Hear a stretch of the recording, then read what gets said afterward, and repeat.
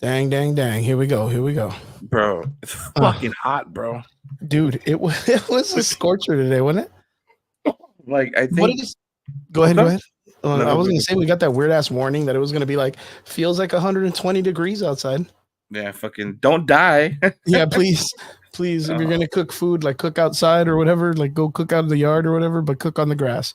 Cook on the concrete in front of your yard. Be all right. Yeah, no socks on. No socks on, dude. It was a woof.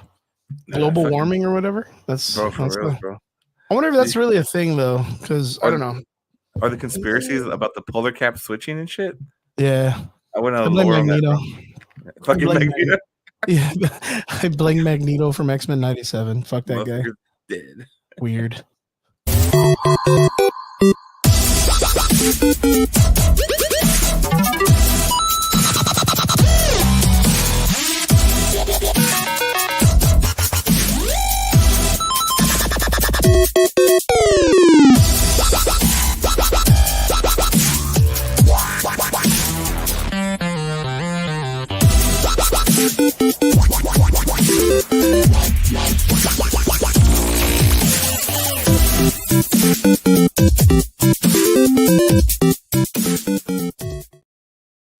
What is up? Welcome back. It's Sunday night. You're here with the Average Boys Podcast. It's your boy Crispy, and I am here, of course, joined by my good old friend from Atom Collections. I always want to say Atomic. You know that? You know this since the beginning of time that I've always wanted to say Atomic. You get the pass, bro. You get the pass. Yeah, David from Atom Collections. What's going on, brother? Fucking Alex, what's going on? Alex is gonna be a fun podcast, bro.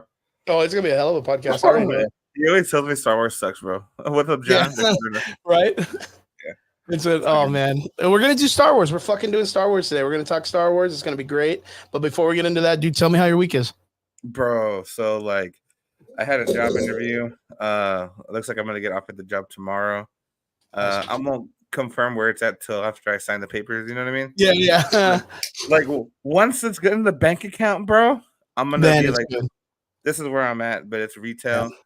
Yeah. The pay's okay, but I mean, with the shop being closed and stuff, I think it's better, you know? Well, I mean, office shut down, I don't know, whatever. Rebuild, whatever you want to call it, bro. Fuck it. I think it's good, man. I mean, it's one of those things like, you know, with what happened with your guys' shop when it catching on fire and all that stuff, like, and then you needing to kind of like get away from it, and then them taking a good minute for them to build it back up. Like, you need something to kind of get that cash flow going back. Yeah, so I think it's gonna be dangerous, bro, because like before, when I was with the old company, I had like rent and stuff, you know. Lucky enough, I live with my in-laws now, so I'm gonna save some money on rent. But I'm definitely gonna spoil the community, bro. I think I'm gonna come back a little hard. You know what I mean? Yeah. You got some things in the pipeline, all right? Yeah, just a handful of stuff, bro. But I can't. I gotta be the guy to introduce this, bro. I went to Shinobi. I didn't see you today, though. No, I didn't get to go. Christella was on the callback for her to go to work. She was a guest yesterday, and we went. And I mean, it didn't turn out as best as we thought it was going to be. But for what it's worth, it was graduation day for Mission High School, and it is Memorial Day weekend. So I do give it up to them. Like right now, I know a lot of motherfuckers are at the beach. Yeah, fucking chilling with that 3-day weekend, fucking in chill mode, bro. Yeah, we ain't doing. I don't think we're doing 3-day weekend at my gym. We don't do that kind of shit. We don't celebrate that kind of shit. Yeah, like it's Sunday. Yeah, we're hard, man. We give the day to the Lord, and then we go to work. Right. Yep. Then we beat the shit out of each other for the Lord too. What else is going on, man? So, like I said, we went to Shinobi Valley. You went to Shinobi Valley today. How'd it go today? I mean, it was. I talked to some of the vendors. I walked around, bro. It was okay. Like, I mean, the voice actors were engaged and stuff. They were doing, like, I guess, the last minute autos. Like, they usually do like a bulk deal, like for the organizer and stuff or whatever. So Miguel had his like 30, 50 pops or whatever the fuck it was. So they're wrapping up that part of it. But I mean, it looked like it was. I mean, according to Johnny from Pop and Sons, he's like, man, it was busy between like 1 and something or 12 and something, where it was kind of really busy, you know. Okay. And I kind of got like the residuals, like when I was there, you know, like a handful of people. So yeah, just like the stragglers. Yeah. And then of course too, what time did you end up going at? Was it like 3? Was it 2? Bro, it was like 2:30, maybe 3, because like me, Alex, Melly, and Ashley went, so I brought a group. I'm like, fuck it, let's all pay, you know. Yeah. Support the community, man. Yeah, support the community, bro. Like $20 is $20. Alex paid. Thank you, Alex, out there. Mm-hmm. So straight up. But it was. I mean, it was pretty cool. I didn't buy nothing, so I mean, there's nothing that I found interesting. You know what I mean? True that. Robert, you're absolutely correct. It is a hot motherfucker this past days, man. It's been Robert, rough, man. What's the score, Robert, for the Mavs game? Yeah, what's the score for the Mavs? So what is it? Is it like the Final Four going on? I think this is the conference finals, right? I think it's there. They were 2-0 the last two games. Nice. Look at Lucas turned it up, bro. Talking shit. So, oh yeah. Lucas like, you can't fucking guard me. 42-52. Fuck. I'm gonna assume the Mavs are down. I'm not a big fan of basketball, man. So how do you score a touchdown or whatever? Shit, bro. So you gotta fucking hit it on the goalpost. I'm kidding. Dude, I only do basketball because of my kid, bro. Like for some reason, he's like. How's that been going? How's that been going with your kid? Good. We're gonna do an unofficial practice tomorrow. I told some of the parents they want to come and shit. Are they winning? Nice start by 10. Nice. I just told the parents like, cause the coach, bro, kind of sucks, bro. Nothing to put out there, but he was like, last year we only won one game, and I'm like, dude, I don't care if you win a game or not, but you got to teach these kids how to pass. And he was doing like passing drills, and these poor kids, bro, like are overhead or too short, bad form. Like you can really hurt your arm, bro. Like you can really fuck a kid up, bro. Like if they don't do it correctly and shit. So I had to be that dad to step up. It's so weird. Because anybody who knows me, bro, knows I'm not I'm not athletic. I mean, especially more not anymore. But like I never played sports, bro. I just played street ball shit, like breaking ankles and shit. Yeah, but it'll be fun, bro. What's it called? And then how was your week, bro? I know you got the fucking red room going on. Shit. The red room. So we have our studio going on, and everybody last in your podcast this past Friday was all like, dude, you should call it the red room. Shout out to Iris, man. That was a cool name. It's been picking up, man. We got a couple people hitting us up for ideas and stuff. I got a guy that he wrote a book a couple of years ago, and he wants to do a book reading in our studio. And I got two other gentlemen that want to do podcasting, and they want us to help them out with like the recording and the video and all that stuff. So we're kind of getting our packages together, kind of get everybody like up and running. And yeah, man, photography. I did a small shoot with Christella yesterday after Shinobi Valley because she didn't really get any photos over there. So I was like, let's go, man.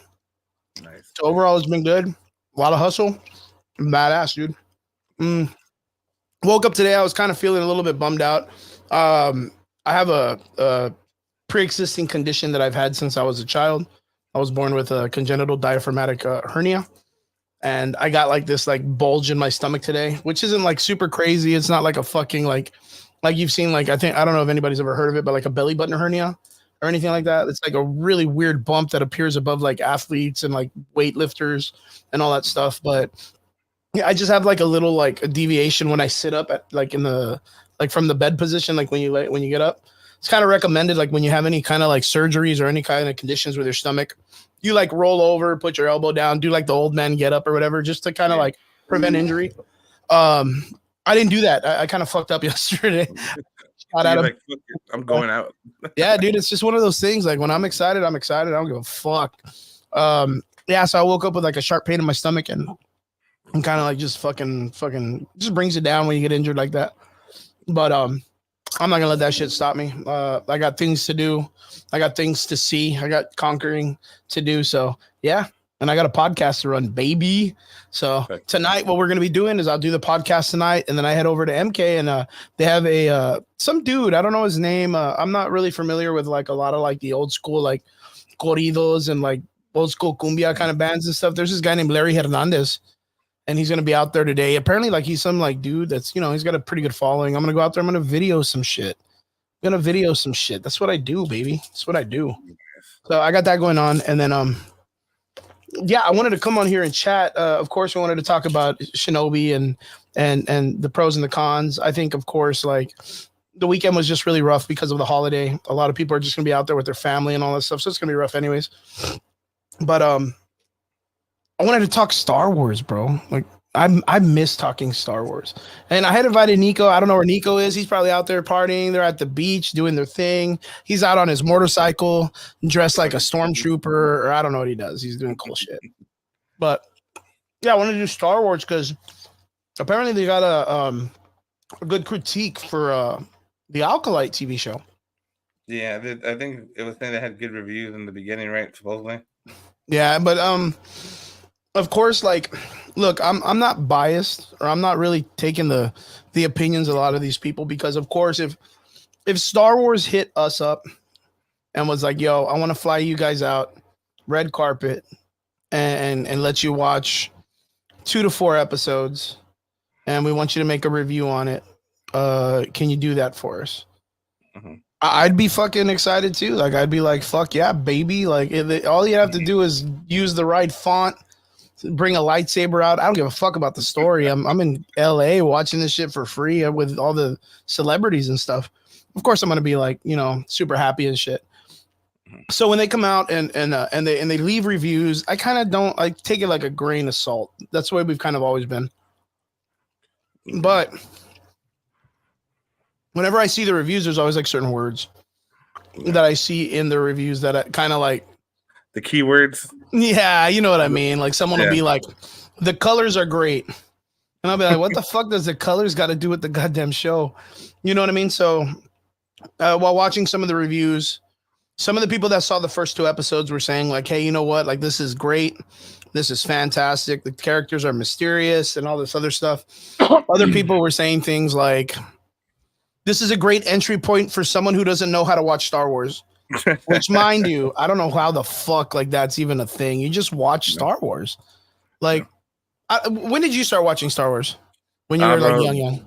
So I got my brothers, bro, my oldest brothers. Alex is saying the best and only critic you should believe when it comes to music and shows is yourself. He's not wrong. So my brothers, bro, my brothers Julio and Mike, I mean, my brothers had like the VHSs and shit. So I was watching like, the fucking episode New Hope and shit, Mm-hmm. And as it got more progressive, like DVDs and stuff, my brother would buy the DVDs. I would sleep over at his apartment and stuff, and I would just watch Phantom Menace. I fucking Watch love it Phantom Menace, bro. Like Oh, Phantom dude. Menace when they had the 2 lightsabers, the dual lightsabers, whatever the fuck, Mhm. the stick, bro. Yeah, Darth Like Maul. that's when I was when Darth Maul fucking came out, bro. That was like as a kid, I was like, oh fuck, they got 2 lightsabers. Like, what the fuck? But that was my introduction, bro. I didn't read any of the comics, at least not as much as I do now, which is not even a lot, but just enough. But that was my introduction with New Hope, bro. I got lucky. Yeah, of course. But that's because you're 28. You're so, bro. Hey, Hey, I'm you're 33, bro. 33 yeah, now, you're a lot younger than I am, right? not 28. I'm 33, but yeah. You're 33. I mean, you're still half my age, dude. So, damn. I'm 42. I'm 42. When I was introduced to Star Wars, of course, it was the originals, right? Yeah. The second film, my parents, when they were younger, they went to the first film on a date. So like, that's really cool. Like, Star Wars has always been like an intricate like part of my family's life. Mhm. Like, so when I got to see it, of course, I became an instant fan. During that time, my cousins and my uncle Rob, Robert Vina, he used to buy all his kids. Adrian, he used to buy all of like the toys to every cool like series. So they had a bunch of Star Wars toys, a bunch of Ninja Turtle toys. I remember one time, I'll never forget this shit, dude. I walk into my cousin Adrian's house and I'm like in fucking 4th, 5th grade, and Adrian has the fucking balloon for the Ninja Turtles. The fucking, you know what I'm talking about? The big ass blimp, the Ninja Turtle blimp. Bro, he had, and that was huge, bro. And I never in my life, I get little toys, like, my parents buy me the little knickknack, like action figures. He had a whole ass fucking blimp in his room. That shit took up like a quarter of the room. That was huge, man.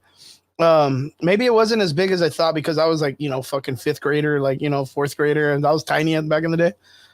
But it was ginormous. But again, like I said, my cousin Adrian had all the Star Wars toys growing up, so it was embedded. Yeah. Of course, in the last several, I'm going to say decade, Star Wars has casually dropped the ball in a lot of their IPs, good and bad. Because I'm going to say, like, there are some stuff about like the newer movies that you can get behind a little bit. I think Poe's character was really cool. Finn's character was all right. I feel like he was a really missed opportunity. Adam Driver did extremely well as a villain and then kind of dumb as a hero. And I mean, all the characters are kind of like cat. Yeah, it was weird. The hero part of his life kind of sucked and it was short-lived. Yeah, and there were just like really weird misses that they could have like capitalized on. But of course, like, Disney being Disney, makes a lot of weird mistakes. And then it got into like the TV shows, which of course, Saving Grace, The Mandalorian, probably one of the greatest things that has happened to Star Wars in the last, like, 8 or 9 years. The Mandalorian, season 1, season 2, season 3, whichever season you're into, like, they're all fairly really good, especially season 1. I think season 1 balls, dude. Bro, I fucking love episode 1, season 1, bro. Yeah, I mean, I'm telling you, man, the Mandalorian's fantastic. Yeah, that was one of the better ones. The fucking, what's he called? We have you outnumbered 4-1. I fucking love that part, bro. 4-1. He's like, I think you got you motherfuckers. And the thing is like, there's been some really cool IPs in the series. A lot of people, not myself, but like Brian Trigger, they've said like they're really into like Rogue One. Mm-hmm. I really didn't need Rogue One because Rogue One was kind of like my Han Solo movie. Like, you already knew that story. There was a legacy that had been driven. If you knew the story, you kind of knew his legend. I didn't need to see it unfold because then it cheapens the legend of his character. You know what I mean? It was like Metal Gear Solid. I get you.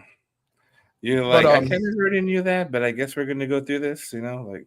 Yeah, it was like we were just talking about this a couple episodes ago when someone was talking about like who shot first, Han Solo or Guido. Yeah. And that was always been like, of course, like a fan favorite community like debate or whatever. And of course, like it got. What was it? I said bullshit debate because we know it was Han that shot first, bro. Han. Well, the thing is, what we ended up finding out later was there was 2 different variations of the film that was being released. One of them was like a special edition, and then the other one was like regular VHS or whatever. But in both of them, there was a different variation where yes, he shot first, and yes, he didn't shoot first. In the movie, the Solo movie, Woody Harrelson's character shoots the gun, and it's all decked out with all these accessories to make it look like a badass rifle. And then for some reason, he breaks it down to like the little pistol that he uses, and of course, it's Han Solo's gun. And he gives it to him, and he's like, "That's why, word of advice: always shoot first, or whatever." Like, I don't know, like it's always like one of those things. Like, it has to have like some kind of nod. But we don't need that. We already know the legend. It's the same thing about the 17 or 15 parsecs race at the end that he ends up cheating and going through. Like, he cuts one of the angles and goes out of the race. Like, I don't know. Like, to me, it just cheapens the story. It was good enough on its own. Oh, hello, David. Yeah. Oh, he says in the comment, Money K. Oh, Monica. What up, Money K. I like Money K. Yeah, she's Money K. Monica. But yeah, the stories like that, like Rogue One and all that stuff. Like Rogue One was kind of closer to a near, like a big hit. I know a lot of people saw it. A lot of people were on the fence. I fell asleep. Like, that movie knocked me out. That was my melatonin for a minute. Even when I saw it a second time, it knocked me out. Brian said he'll die on that fence, that it was a great movie and stuff like that. What about you? Did you like Rogue One? When I saw Rogue One, bro, I saw it when I was in training. I don't know if I was in training or I was helping out in another store, but it was at a fucking hotel, bro. And it was entertaining, bro. Like, I'm not gonna lie to you, like the Rogue One story, the whole of course my favorite character was fucking Donnie Yen, bro, the blind dude or whatever. Yep. Like, he just played it fucking great, bro. And it was a good story. I mean, I didn't know the previous part before, like how they got the Death Star plans and shit. You know what I mean? Mm-hmm. Of course, I was a big fan of the ending, bro, where fucking Vader just comes and does the Vader thing, Like, when it comes to just being a straight savage, bro, like, it just showed, like, I'm going to fuck your shit up, So I was a pretty big fan of it. When I watch it again, I mean, I wouldn't go looking for it, but if it was on, I would watch it. Does that make sense? Okay. That makes sense. It's not a bad movie. Yeah. But. So what about for you and the dude Beetlejuice? Let's talk about that. Yeah, that's true, bro. You excited for that one too? Well, I mean, if you have any questions, put it in the comment, Monica. We'll definitely talk about it. The reason why we're talking about Star Wars is because of the Alkalite. It got some early reviews, and we're kind of dicking it. So I want to kind of see what you all think. Everybody in the comment section, what they think about it. Early reviews for the Alkalite seem to be pretty positive. But like, okay, so we got a trailer a couple of weeks ago, and then recently we got an introduction for the fight scenes that it's going to do. How do you feel? Did you get to check out the trailer? I watched it right before we got on. Yeah, I remember we were going to talk about it. Oh, nice. I saw both trailers, bro. The one that first got released and the newer one. And the newer one. I think they're both good. I mean, I'm not gonna lie, bro. Like, when the Mandalorian first dropped, I don't say I didn't have a hype for it, but I was like, oh, it's a Star Wars show. Like, I'll wait 2 or 3 episodes and I'll jump on the And then wait fucking into boat. it. You know what I mean? And then fucking Mandalorian sold me, bro. It's just fucking good. Book of Boba Fett, Mandalorian 2.0 or whatever you want to call it. Was it good? I mean, yeah. Would I watch it again? Really. Like I don't think I would. It wouldn't be my first pick. I don't think it was as bad. Personal opinion, right? I don't think it was as bad as people said it was. But I think the Acolytes is just something interesting because it just takes a whole different approach to it. And then of course they're trying to reamp that universe. So I'm kind of curious where they're going to go with it. So you're excited for it to get out of like the Star Wars, the Skywalker era? Yeah, bro. Because I think it's just not short lived, but I feel like if we just go a different point of view for the galaxy, like whether it's good or bad or a more internal fight, it's just going to be better. Because I haven't seen like Rebels, Clone Wars, like I still haven't seen that part of the galaxy yet. Yeah. So that's just something I got to explore on my own. But I wouldn't mind veering off to two different things. But again, that's just my personal preference on that part because there's people that have seen Rebels, Clone Wars, fucking everything. You know what I mean? Like, yeah, that's me. And I haven't yet.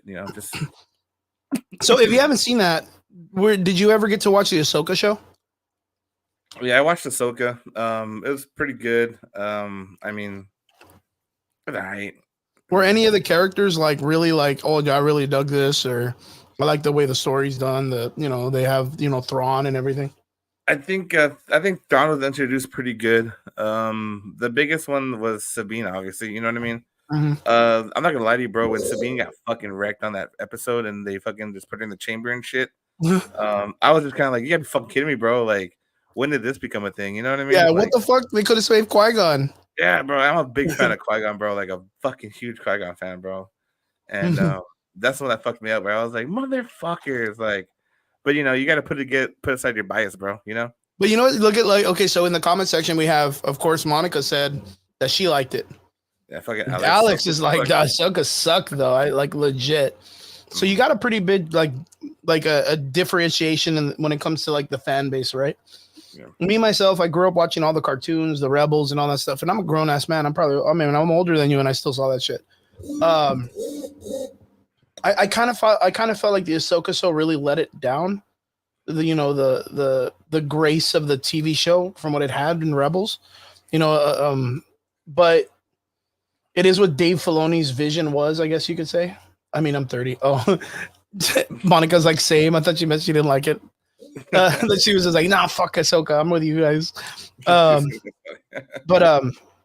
yeah, there was something about it. And it's really weird. Like, I feel like if you weren't really into Rebels or you didn't really see it like yourself, I feel like that was a good jumping point. Mm-hmm. Like, again, it's one of those things that you could jump into, watch it from there, be a little bit lost, but be pretty like invested in the story and all that stuff with the people, because they're just like, it's so different from what you see in like the regular Star Wars show.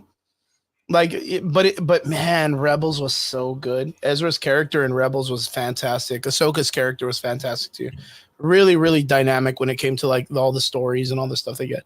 But you see, like with the new show, we're getting a lot of reviews about Acolyte, right? And Acolyte is saying, if you've never watched Star Wars or didn't know, like, if you're not really a part of this world, this is a great way to jump into Star Wars.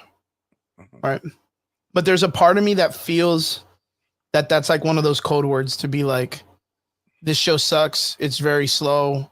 Anybody can watch it. That it's almost like a nod to, if you're a fan of the show, you're not going to like it. Yeah. Like, if you're a fan of Star Wars, this isn't for you. This is for people who have never seen it, never really cared for it. This is a great opportunity for them to jump into. How do you feel if that's the case? Like, if it's the case to be like one of those things that, hey, you know what? Like, great if you saw the other movies and spent your hundreds and thousands of dollars on watching the shows and the movies and invested on the shirts and the clothing and the brand and, all that stuff. Everything. Yeah. How do you feel when Star Wars says something like that? When it's like, hey, we're making a show. It's not for you. Like, it's not for the fans. And that's the way I felt with the last trilogies. Like, I felt like that wasn't for us. Like, for the people who were like the diehard Star Wars fans that had grown up watching it. Like, I just feel like the last three movies weren't for it. And for me, I remember like briefly that someone said that about the last 3 movies also. They were like, this isn't, if you're into Luke and if you're into Leia, if you're into Han, like this isn't for you. It's a whole new generation of Star Wars. You're not the audience. Uh-huh. There's a constant flow of you're not. No, And I always feel like that's like a pillow that the company puts out beforehand because it doesn't believe in its own IP. So, like, after watching the trailer, after watching the dynamic on what they're doing, the change of it being like a really high quality instead of like back in the day when they used to film Star Wars, even The Mandalorian, they did like a 24 frames per second. So it gives you that cool like film grain kind of vibe. So you're in the Star Wars universe. The person who made this film moved away from that. So they're doing it like high quality, 60 frames, 120 frames, doing some really high quality shit. Like now it's looking a lot more like new age, like new age streamlined filming. And then the martial arts, of course. What's up, Miguel? Good to see you, my man. The martial arts in the film is like crazy, like Jet Li, wire fu, flipping Matrix kind of shit. We even have yeah, dude. Well, that's what they call it. They call it wire fu. They even have Trinity from the Matrix in it. You know what I mean? Like, how do you feel about that? Because that's you know, when we were younger growing up, your film, the prequels, the one that you grew up with, that was the first time George Lucas was like, sure, go ahead and spin the lightsaber. I guess we can add some flavor. You know what I mean? And then, of course, like that's when they brought in Darth Maul, Ray Parks, Wushu champion at the time could do like B twist. I think he does like a B twist and a couple of fancy things. Yeah. But like that was the first time we had ever seen that in Star Wars, and it was fantastic. I think it was fantastic. I think it was such a dynamic. But oh, dude, the Matrix. Oh man, we can have a whole ass conversation about the Matrix. I love the Matrix. Mm-hmm. I love the Matrix. The new one was kind of weird, but it was all right. But like, I love the Matrix. I fucking love the Matrix. But yeah, how do you feel about the new dynamic change in Star Wars? I think it's I don't know, bro. So like, I'm very biased, bro, and I know like in the chat we got everyone going, you know, side by side. Alex is saying what's canon then is not canon now, and vice versa. Monica says she appreciates some of it sucks, some of it's good. I get what they're trying to do, bro. Obviously, they want to grow an audience more currently and stuff, you know. Like I guess because now that I'm older, I do hold like the older films to a higher standard, right? Mm-hmm. But I'm not expecting to get that good writing quality because it's like a cash grab. You know what I mean? Of like course. As you get older, you kind of realize like they're gonna pump out another one. You know, like but doesn't that suck though? Bro, for real, it kind of kills it, bro. Like the money grab kind of kills it. But if like my kid can follow a storyline for it, bro, and it be his foundation, like I'm cool with it. You know, like are we missing something as adults? Like, is it like the Trick cereal? Do you remember back in the day, the magic idea was like, you know, the saying was tricks are for kids, right? Yeah. And we remember the Trick cereal being like shapes of all the the fruits and stuff. Yeah. But when we became adults, it just turned into little like balls, like Chex Mix balls or whatever. Like, is that what happened? Like, did we age out of Star Wars? I think so, bro. I mean, think about it. Like when we were that young, like things we're excited about, and then obviously they cut the fruit design to save time, labor, and whatever. And now they're just pumping out things like fucking Bad Batch, Rebels, Rogue One, fucking Mandalorian. Some hit, some don't, right? And they live up their hypes, or they're like, it's gonna be canon, it's not canon. Kind of like what Alex is saying. If it sucks, it turns out to be in canon for some reason, right? I mean, I'm just gonna be that guy. You know, I'm gonna throw it out there. Mm-hmm. But tricks are for kids. Are for kids. Yeah, business review. Hi. Hi. What's up, man? Thank you for jumping in. But you know what I mean, bro? Like honestly, like I think Star Wars is gonna get to a good place. I mean, if this show sucks, I'm not gonna lie, I'm still gonna watch it, like beginning to end. You know what I mean? Yeah, we're still gonna watch it. Yeah, we're gonna watch it and shit, and we're gonna shit on it. But I think the Mandela. Jump right in. We're gonna shit on it. I don't think it's that we grew out of Star Wars theory. I don't know, bro. Like it's so hard because like you want it to be good. I want it to genuinely be good because like it's something that I enjoy. But if it drops the ball, bro, like it's just gonna be kind of garbage, you know.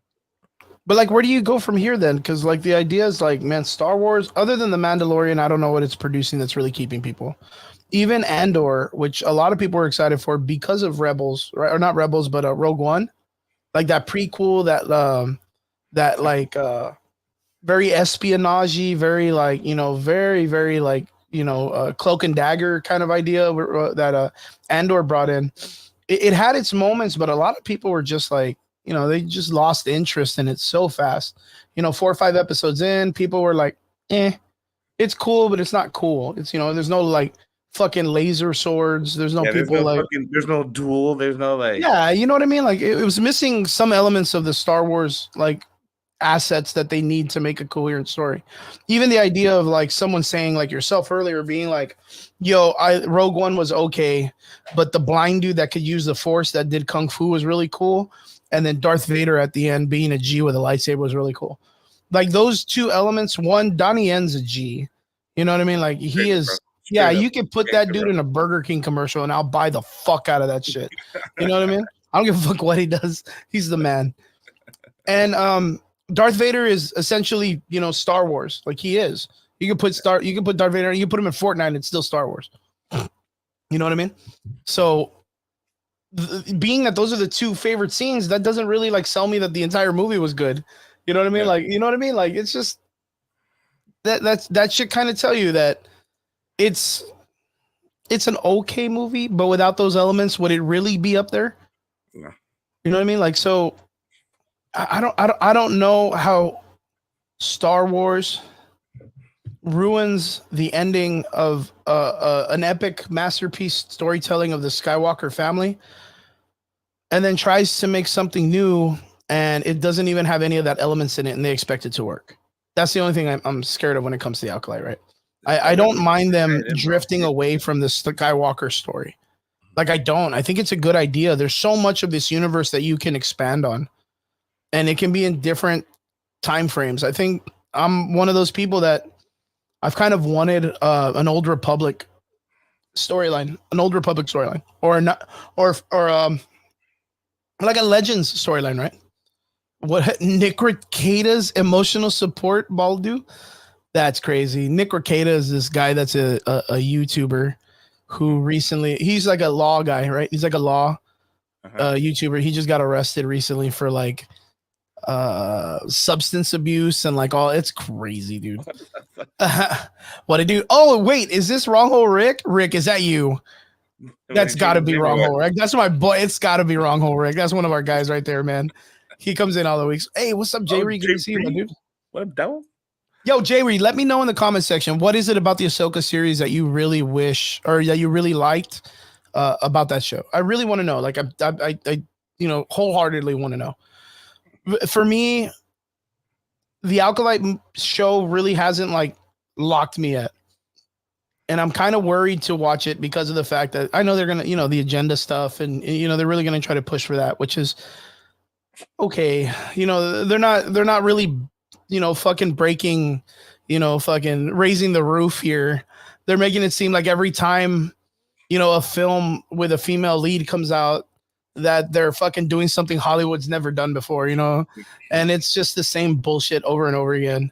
I mean, for them to need strong female leads and then make Madame Web, like, you know what I mean? Like it's, you're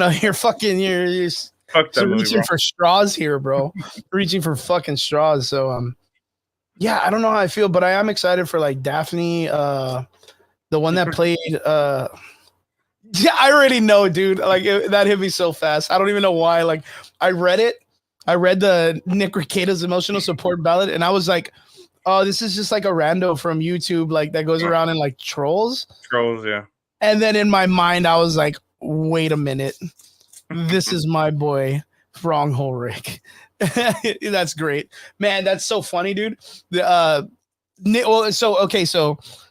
Rekieta got really popular during the whole Vic Mignogna situation. Do you remember the Vic Mignogna situation?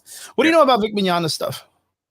I mean, I just know he, met someone in a hotel room, a little touchy grabby, and some other stuff with cosplayers, and that's it, bro. So there's a lot of like hearsay kind of accusations where people are like, this guy touched a kid, and then that real kid comes out on the internet and goes, he didn't fucking touch me. Quit using my name, bitch. So then they're like, oh, well, he touched this other chick. And then that person comes out and goes, he didn't fucking touch me either, asshole. You know what I mean? Like, so it's kind of like a really weird, like, and then those people that are claiming he touched those people are like, well, fuck it. He touched me too. You know what I mean? Like, so it's kind of like this weird, like awkward vibe with the situation. It's already been like 5 years, but during that, there was a couple of YouTubers who got really popular off of covering the court case and all the drama and all that stuff. Nick Rekieta was one of them, and he kind of kept in that limelight. But right now, he's kind of like he gave those people a lot of fuel to use against him now, like in the sense of like when he's going out there trying to be like some type of freedom fighter. Because like I said, like him, his wife, some other dude's wife, they all got busted for like substance abuse and doing some like swinging stuff in a hotel. Like, it's wild. It's really fucking wild. But yeah, man, it's really crazy how that kind of unfolded. Because you would assume that someone was trying to be out there trying to like freedom fight for people would keep their nose clean.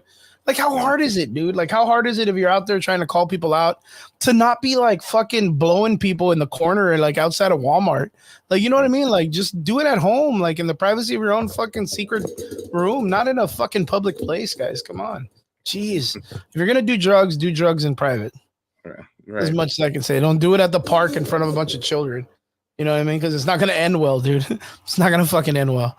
So I want to ask you, so which of the Star Wars films is like your go-to? Like this is like you're kicking it, you're drinking, you're like me, you're eating fucking Tostino pizza rolls, you're fucking, you know, in your boxers, you're fucking you got a beer. This isn't a beer, it's just an energy drink. But you got your drugs, you got everything around you. Like, what film or what Star Wars thing is like your go-to? Like, I need to know. Let's see. We got Jay Reed said, I like the struggle to find who he is, but honestly, I really do like the action scene. Reminds me of Skywalker in New Hope 97. And then Ron Hovick says, kind of over with Oz of Blow. Okay, he's just going on with that one. Bro, my favorite go-to Star Wars movie, I could watch it 24/7, doesn't matter what mood I'm in, is Phantom Menace, bro. The first one. Phantom Menace. Hey, that's a good Like, call. don't get me wrong, bro. New Hope is good. Like, I could watch that one, like, because it's like old Obi-Wan, you know, like Ben Kenobi type of thing, you know. I was a big fan of the Obi-Wan series, bro. I know people shit on it. You know what I mean? I shit on it every day, dude. But I really liked it, bro. I mean, there was like 4 episodes that didn't make fucking sense, but the rest of it was fucking G, bro. Bro, can you imagine that day when the director walked in and was like, I got a great idea. Obi-Wan, put that kid under your jacket. Let's walk you out. 100%. Like, it's going to work, dude, because that's like, you know, it worked in the Pink Panther TV show. That's the thing. Yeah, because it's like there are certain moments. Okay, so like one, that scene to me works really good with kids. Yeah.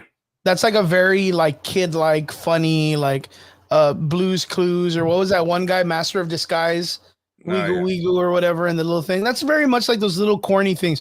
Same thing with like the episode, I think it was like episode 2 when they're trying to kidnap the girl in the forest, and she's like ducking them and running and doing like kid parkour, and they're like flipping over each other, and like very Benny Hinn, very you know what I mean? Like, you know, very silly.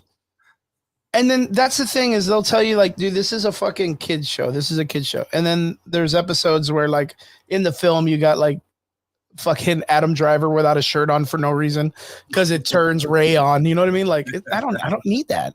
I don't need that. We don't need no shirtless scenes in this movie. What are you doing, my guy?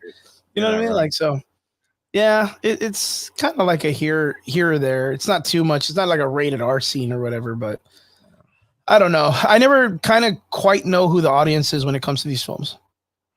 Like, I never know who the audience is, but I got to know, like, what was it about the Obi show that you liked? Was it Reva? Was it Reva? I mean, fuck that bitch too, bro. That bitch was dumb as shit. What's it called? She should have stabbed herself with her own lightsaber, bro. I don't know, bro. Dude, you know, self-sabotage or whatever. The bigger part of it, bro, besides like his PTSD, like for fucking Anakin and shit, you know, like I would have, and this is gonna sound so shitty of me, bro. Like people are gonna look at me different on the podcast. But you know that part in fucking Obi-Wan, bro, where he fucking fucks him up and puts him in the fucking fire and shit. Like he should have just fucking wrecked Obi-Wan, bro. You know what I mean? You think he should have killed him? Yeah, bro. Like that would have been like, I'm a big fan of like Rocky 1, bro, where he loses. You know what I mean? Like I think it's a fucking great storyline, bro, that he loses and shit. But like where he really fucks up Obi-Wan, bro, then Obi-Wan gets rescued by the droid and shit. Like, okay, like I get it, right? Obviously we know he survives, But I just Yeah, like because that he fucking dies in the other movie. yeah, exactly, bro. But that darkness, bro, like to do that shit, and then when they fight and shit, and the dialogue, like I know, like in TikTok they talk about oh the light change and this and that, but just the dialogue in between, like where he realizes, like, damn, like I thought I fucked this guy up, but it was I had nothing to do with it. You know what I mean? Mhm. Like I could they have delivered it a little bit better, possibly, but I think just like the action scenes and shit, and him realizing he's not a fucking little bitch, like Obi-Wan was a G, bro. But I'm like a huge fan of Phantom Menace too, but I liked Obi-Wan. I'm eating the college delicacy, Totino's pizza rolls, dude.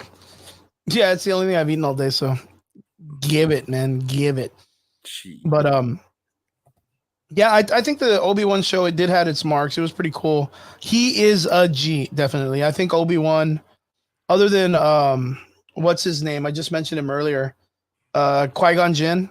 Yeah. Those guys kind of embedded what it was to be actual Jedis. But for me though, it's like really weird because that was like the cusp of like Jedis who were using emotion to kind of rule judgment. Because Obi-Wan, for what it's worth, like he had a love interest in the Clone Wars. Yeah. Like, he was practically in tears when he's yelling at Anakin, when he turns into Darth Vader at the end of Revenge of the Sith, or what was the fucking movie? Revenge of the Sith. Yeah, Revenge of the Sith, right? Yeah, he's there screaming at him like, you were the chosen one. I loved you.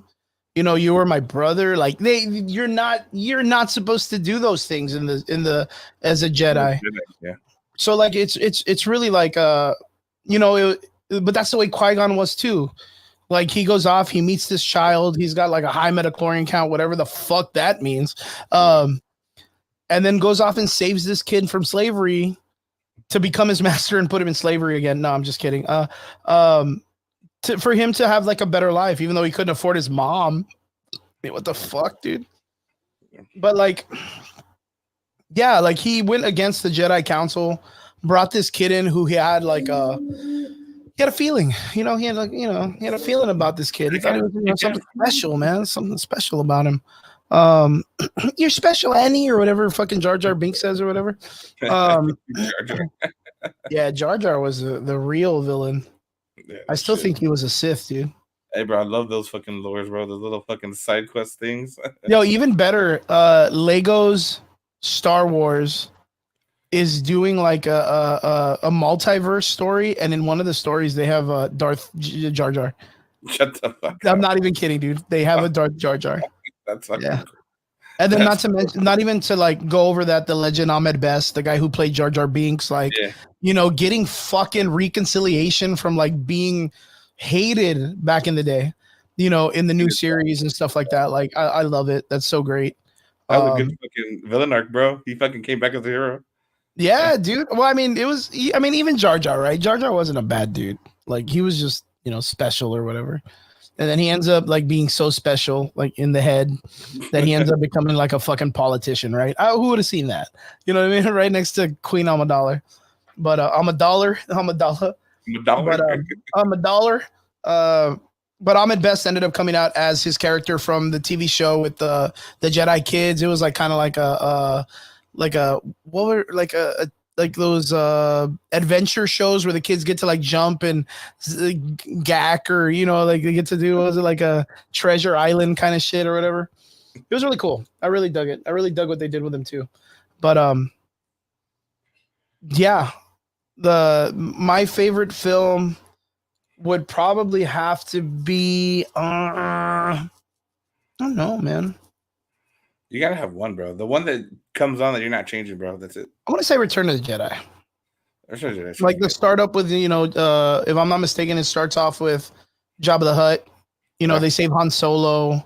Yeah, there's a lot of stuff. But the ending, dude, right before Revenge of the Sith, my favorite line is, of course, I know, from Han Solo when, Princess Leia's like, I love you. And he's like, I know. Like, that's a fucking like, man, for Han Solo, for fucking what's his face, Harrison Ford, to be like, hey, George, I want you to just kill my character off because I don't really see. I think that's the best thing. Like he literally was like, yo, kill me off, dude, because like I think that's the best thing for my character. So like them putting him in carbonite and all that stuff, like I want to say he ad-libbed that line. Like I want to say like he just like on the spot, like George Lucas was like, Yo, she's gonna say I love you. You say whatever you want. You say what you think Han Solo would say. Yeah, And it was fucking perfect. It was so fucking perfect. Like, true. man, dude. But yeah, Revenge of the Jedi would probably be my favorite movies. I can watch that one over and over again, What all the about time. series, You know, bro? What about series? Let's go with series now. Because I said Obi-Wan. series. Yeah, what about series? Oh, you're talking about live action series. I Yeah. mean, I mean, you is can go it, with cartoon, bro. I am I a mean, fucking am I a poser if I just say the Mandalorian? I think I'm a poser with the Mandalorian. bro, I mean, Mando's good though, bro. That's the thing. Like, But you know what? I was a really big fan of Clone Wars and the Rebels, the cartoon. yeah, the animated, yeah. Yeah, I really think the Rebels crew and the Rebels story was really, really good. As a cartoon, it really expanded the universe in such a great way. You remember in the Ahsoka show, you had that part where you're in the world in between, right? Which is like the back door to the universe. Of course, like I'll die on that fucking I'll die on that platform and say I hate when stories make multiverses and time travel a thing because then nothing is ever like solidified. Yep, In nothing's fact, a lot of people don't even know that Ahsoka died in the series, the Rebel series. She completely dies. Like I'm talking like it's like just dead, like DED dead. Like the kid from The Incredibles, we're dead, we're alive, but we're dead in the water kind of moment. DED Yeah. dead, right? But what happens is Ezra is able to go into the back door, right? The back door of the Matrix of Star Wars. And he goes and he sees the doorway to that timeline when Ahsoka's about to die. And he pulls her out because it doesn't change anything because it's her isolated with Vader. And that's when she just dies. Yeah. Because later on, he goes to save his master, which is Freddie Prinze Jr.'s character, the one with the he's got like a mask. He's a blind Jedi. Yeah, but he cannot pull him out of that timeline because if he pulls him, he's at that moment he's using his force powers to stop a giant explosion. It would have killed all of them. So it would have erased them from the timeline at that moment too. So he just wouldn't have existed. He wouldn't have existed. Yeah. So yeah, Ahsoka dies in the series, like straight up just fucking gets murked. And she comes back to life because of a timeline change. But it was written in such a good way that it didn't make me say like, oh, it's like, you know, fucking Tony Stark stops Thanos and Captain Rogers now just uses a time stone and brings him back. And then it's like, yay, Tony Stark is back. Let's make some money, bitches. Marvel's back on the menu. You know what I mean? Like that's, we all feel it. You know, there was so many times that, you know, I'm not going to lie. Like I teared up when Tony Stark's character dies. I thought it was a very like, you know, 10 years of pushing this character and building him. I thought the send away for that character was fantastic. But like now that there's like, oh, you know, we can go into the time and fix this with the time stones and the multiverse, and everyone's like, oh, dude, we're gonna get Tom Cruise's Iron Man and all this other bullshit. Like, it cheapens the story and the stakes of the franchise. So when Ezra did it and pulls Ahsoka out, it's crazy. But when Ahsoka does it, it's like, well, why though? Like, why now? Can she do it? Like, what's the point? Like, and there's a lot of people that always talked about, of course, before the guy who passed away, Stevenson. What's his name? Ray Stevenson. Ray Stevenson's right. Yeah. Before he passed away, they were going on the father, the brother, and the sister story, right? Which is like the good, the bad, and the evil. So Ahsoka has always been a conduit for the sister, which is the light side. That's why you always see that weird owl in the stories and like following her and stuff like it's like her spirit animal and stuff like that. She's like a conduit for it. So I like that the Ahsoka show kind of brought that into fruition. Like it kind of was like, hey, look, there's some fucking giant wolves, or there's a fucking giant owl that can, you know, speak light side shit and make Ahsoka go places and shit. I didn't like what they did with Ezra's character in the Ahsoka show. I think they kind of like cheapened that story where he like left with Thrawn. Thrawn was kind of a letdown, but that's kind of like the thing that anchors me down to thinking that this show's not going to be any better. And what makes it worse is like, I have no idea what this show's about. You know what I mean? Like nobody has any idea what this show's about. The Ahsoka show, I have an idea because it's based on something that has an entire like Rolodex of information I can go to. but this one really doesn't, man, and it kind of trips me out. I don't know. Maybe I'm thinking too into it. Like, But I'm what do you overthinking. think? Okay, sorry about that. What was that, David? No, I said you're like I'm overthinking. Fuck. I'm overthinking it. Let me ask you though. What's up? What do you think would Star Wars would need for the Alkalite film to be successful? Like, what do you think it needs? I mean, what timeline does it take place, bro? It takes place in between which timelines again? 40 years before the prequels, Right, like 100 years. So like they're gonna have a cameo of Yoda, bro, 100%, of course, right? Yoda, baby.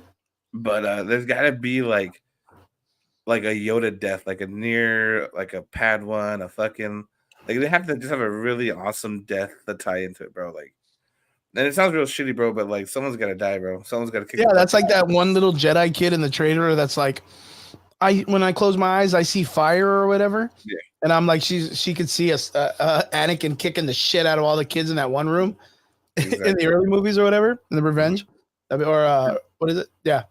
Yeah, Revenge of the Sith, and I mean that was also like the Force powers, right? They could see in the future. Mm-hmm. Some could see death. Some I wonder if could that's stop what she death. saw. You know what I mean? Yeah, I wonder But, if that's like, what she saw. Yeah, but I mean, at the end of the day, bro, like in this particular series for the Alkalite, I think there just has to be a really good. I mean, hopefully, right? They're releasing the first 2 episodes together, right? Mm-hmm. I want to say they are. So they have to have a really good first 2 episodes, bro, just to build the storyline. I haven't read too much on the Alkalite and the timeline, bro, but there's just got to be a good character development that ties in with the development of the Force and the Sith. You know what I mean? Because they're not gonna just. They say it's gonna be more about the Sith and so forth, but they got to tie in some of the fucking light in that, you know? Yeah, of course. But it'd be interesting to get that point of view. But somebody's got to die, bro. And I think if they could really pull it off, it's gonna be one of those like, like when Obi-Wan died in New Hope, and you're like, fuck. You know, if they can pull that off in the Alkalite where a Sith dies, and you're just like, fuck, like that would be fucking G, bro. I think that would be fucking something different. My boy John, Corpus Christi John, baby, says if they show or explain the original Jedi and the first Sith Lord, or the first one to choose the dark side, maybe that's how the Jedis originate. Maybe. I mean, it's during a time where it's right during like the High Republic. And that's why you see a lot of the Jedis wearing like robes, like ceremonial robes, and a lot of like, maybe you can get some like gold accents and shit like that. So it's during that time, like a time of peace when the Jedis were like up here, and it's more like a kingdom, like it's ran like a what is it, Game of Thrones kind of thing. You're gonna have like emperors and kings and queens, and the Jedi are kind of like this religious sect that kind of like run everything, like the Catholic Church of that time, like the Templars or whatever. And apparently, like the show arrives, or like it's kind of derives around this one mysterious character that's going around killing Jedis. Yeah.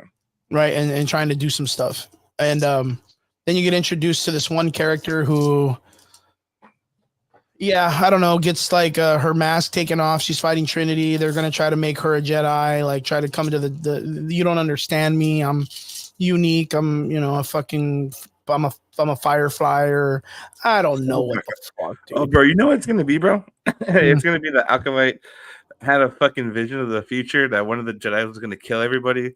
So he's like, I'm prepping, baby. I'm just gonna kill all the Jedis. I gotta hit the fucking right one. And fucking Anakin's over there, not even born yet. Right? So you know what would be kind of interesting, and I said this once in a podcast a couple, like maybe weeks ago or whatever. It would be very interesting if this character, the girl, was like the last living like descendant of like the planet where the Sith come from. Because like there's a planet where the Kyber crystals and all that stuff, and where the Sith as a culture and as a race were on, and that's where like Kyber crystals were from, or something like that, like Mustafar, or like one of those crazy places, right? Yeah. But what if she was like a last living descendant? Because all of those, that race got wiped out by the Jedi. Like that was like, I think, part of the story where they got like, they were enslaved, they were like taken under, like, it's kind of like, it has very like huge resemblance to like what happened in our culture in early times with like the African American culture and the slave trade and all that stuff. Very similar to the Sith Empire, right? I wonder if they're going to kind of follow that. It's interesting. It's a new take. I know that they were. I know that we kind of heard in some of like the interviews that they were like, "This is a whole new take on the Jedi." You know, it goes away from what George Lucas was all about, of it just being about good versus evil. Like you're gonna understand this. I fucking hate that a little bit, but I guess where like nowadays, you know, when Thanos, you know, talks about deleting half the universe and then gives an explanation, you kind of sit there and you're like, well, you're not wrong. Like, you know, half the universe and more food does sound pretty cool. You know what I mean? Like, I fucking hate that so much, dude. Like, you just cannot have a generic bad guy that's just like, well, fuck you. That's why. Why are you killing all these people? Because fuck you. That's why. You know what I mean? Like, you don't have that anymore. Kind of sucks, dude. Yeah, I don't know. I kind of like Star Wars simple, not complicated. But Because how simple, again, bro? Because you're like good bad guy, red saber, blue saber. Like but it's that for kind kids. of. It's for I kids. mean, yeah, but You know what I mean? It's for kids. Like it's that nitty gritty though, bro. Like some of like I think like the stupidest thing, bro, and I'm gonna say it to this day, and I'll die on this hill. But when Finn was wielding the Nico, lightsaber, bro, what's up, my dude? He's getting food hi, with his family. I think I just got thanks his for text right now. joining. Thanks for joining, Nick. He's with his family. They're doing Memorial Day stuff. We're family too. We're family too, and you got to come and eat this nerd stuff. Come and eat your nerd language or whatever. If they, oh yeah, George Lucas does the simple storytelling, and that's what works. I mean, but that was what made this space opera manageable. You know, it's what made it work. Yeah, it got really crazy and super. I remember it was super edgy when Anakin was like laying in bed with Padme and no shirt and fucking crying and killing the fucking people that hurt his mom and killed his mom. Like That he was like fucking wiped all of them beastie, out, bro. even the babies or whatever he says. Like you're kind of like, oh man, Raising Canes, bro. Raising Canes. He's doing it. Drop He's some off doing it. here. in As McAllen. for the macaroni and cheese, dude. They got mac and cheese. No, they don't. That's what's wrong with Raising Canes. They only got like 4 things on the menu: chicken, and more chicken, dude. Fuck And that bread. place. Coleslaw. And the sauce. Fucking sauce is delicious. Hi. But yeah, like I remember growing up and the prequels came out and Anakin kind of like it. Of course, the flipping of the fucking lightsabers and all that shit, and the way that Anakin carried himself in the Obi-Wan story and all that stuff, like, and even like the death of Qui-Gon was kind of hardcore, wasn't it? Like Mace Windu also. At that Like time, Mace bro, yeah. Windu's death? Because Mace that was a time where like we saw, of course, when we were younger, when Obi-Wan gets slain, he fucking disappears. You know, fucking self-cleaning. No one has to clean up the dead body or whatever. Smells like pine sol or whatever. That's what Jedis do because that's the Jedi way or whatever. Really doesn't make sense because I don't know. I don't know what level of XP you need before you can get that to happen. You know what I mean? It didn't happen to.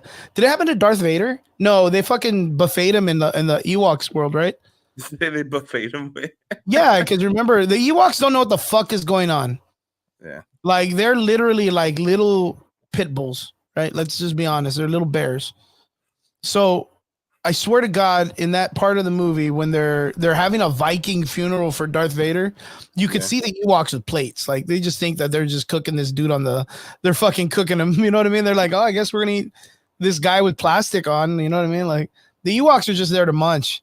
Darth Vader, they're there to eat the body. You know what I mean? 100%, dude. Because when I saw that shit, I was like, wait, they're not Vikings. Why are they having a Viking funeral? This is a future, bro. Like, and in my mind, I was like, maybe they're just gonna feed the body to the Ewoks. You know what I mean? That's the only thing that makes sense to me. Yeah. How do you like your Vader? Well done. Yeah, well done. How do you like your Vader? But like at the very end, Anakin changes back to a Jedi, does the good thing, saves the world, does not turn back into fumes or self-cleaning, into pine sol or whatever, but then comes out in the Ahsoka show. Why hasn't Obi-Wan? He did it a little bit with Luke. Obi-Wan kind of did use the Force, Luke, or whatever the fuck, right? Yoda ends up doing the Force Ghost thing with Luke at the ending of the last the Last Jedi, or what was the fucking film called? The stupid Last Jedi. Was it Last? Yeah, fuck it, Last Jedi. Yeah, Yoda comes out and does the whole lights the tree on fire with lightning. Apparently, he can make lightning happen without being in the vaporal world or whatever the actual world. I don't. Why didn't he just do that to Kylo Ren? You're not You wrong, know, bro. Fucking Force Thunder. it's a fucking movie, man. And in the third fucking Star Wars movie, why didn't Mark Hamill come back and just fuck with Kylo Ren the whole time and not let him get sleep? Like, bro, I would just be fucking with people the whole time, dude. Why is it so the first person to create that was, if I'm not mistaken, Qui-Gon Jinn. He was the first one to understand that you could become a force ghost and kind of like, visit your friends whenever you want or whatever. Why didn't he just fucking go after what's his face? Is it like a specific place you gotta like teleport to? I don't know. I'm thinking way too much about this because it's like, why didn't he just go after the? Bro. Yeah, I was gonna say, like, why didn't he just like spy on the Emperor Palpatine, and just be like, oh, dude, that fucking dude's back, bro. Like, you know what I mean? And just ruin the whole movie. Like, can you imagine?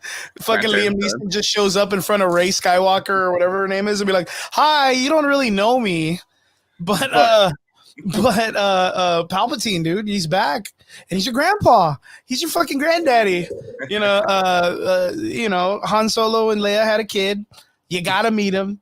He's cool. You gotta meet him. You gotta meet him. He looks good without a shirt on or whatever. Yeah, there's a lot of weird things I just didn't quite understand later on about the series. Even now, I'm still kind of confused. Like at the ending of Obi-Wan, like Qui-Gon Jinn just appears and he's like, "What's up, bitch?" He's like wearing sunglasses. He's standing in the middle of the desert. It's like, why did you wait this long, asshole? Like there was no lesson for me to learn. Yeah, where were you? Where were you, bitch? Where were you? And then all of a sudden he like, gives him a martini or whatever. And like, he's like, how do you make things move? Like, fucking Yoda and his fucking lightning bolts in the middle of like heaven or whatever. Like, I don't get it. There's just so many things that fucking Star Wars. Okay. So your favorite movie growing up was The Phantom Menace. Phantom Menace, bro. What are your like favorite, like historical points in Star Wars? Like, what were like the ones that you're like, dude, I really thought that was so badass? Bro, I think when the whole storyline for fucking Boba, where he fucking Mace Windu takes off his head, Jango Fett's head. Oh fuck, dude, that was during the Phantom Menace, right? No, Attack of the Clones. Attack of the Clones, dude. Like when they're in the Coliseum and he just fucking like a G, bro, just like backhands the fuck at him, looking at the kid, and he's like, "Hate me." Yeah. Hate me. I dare you, motherfucker. Hate me. He's just telling this like 5-year-old kid. I just chop your dad's head off, bitch. Yeah, chop your dad's head off and be like, what? You coming for it or what? Grow. Nah, bro. I think that was good overall, just for everything, regardless of how Book of Boba played out or whatever. Mm-hmm. But I think it was just one of the key cool parts to it. I mean, obviously, you can't go wrong with fucking the duel on Mustafar, bro. You know what I mean? Like, that's a good one. That's the thing, bro. Yeah. That was the pinnacle, like, and then you question, is he really the chosen one? Because obviously you find out later on, like, he kind of was, right? Mm-hmm. So because he fucking good and bad, then back to good and so forth. So that's kind of when you really question it. I think that was a good set. And plus, like, they built it up good, bro. They worked their way backwards with New Hope and so forth, and then they knew they had to deliver for fucking Revenge, and they did fucking deliver, bro. True that. Fuck, that's really good. So going back to the comment section, Chrissy, of course, I didn't see you come in. She says, "Happy Sunday, guys. Sorry I haven't been around to listen. It's okay. People got lives and they busy. We here. That's why we have it. So when you got the time, you can just come and join us in this little corner of our little nerd area that we can just come and just geek out a little bit in the privacy of our own homes as we get ready for the week. You know what I mean?" John, huh? I thought you were going to be like, it's because we don't have lives, so we do this all the time. No, man. Well, we don't got lives. We're here every Sunday, man. Everybody else got lives. They're coming back from the beach and doing cool things. We're over here fucking working and, fucking sweating and shit.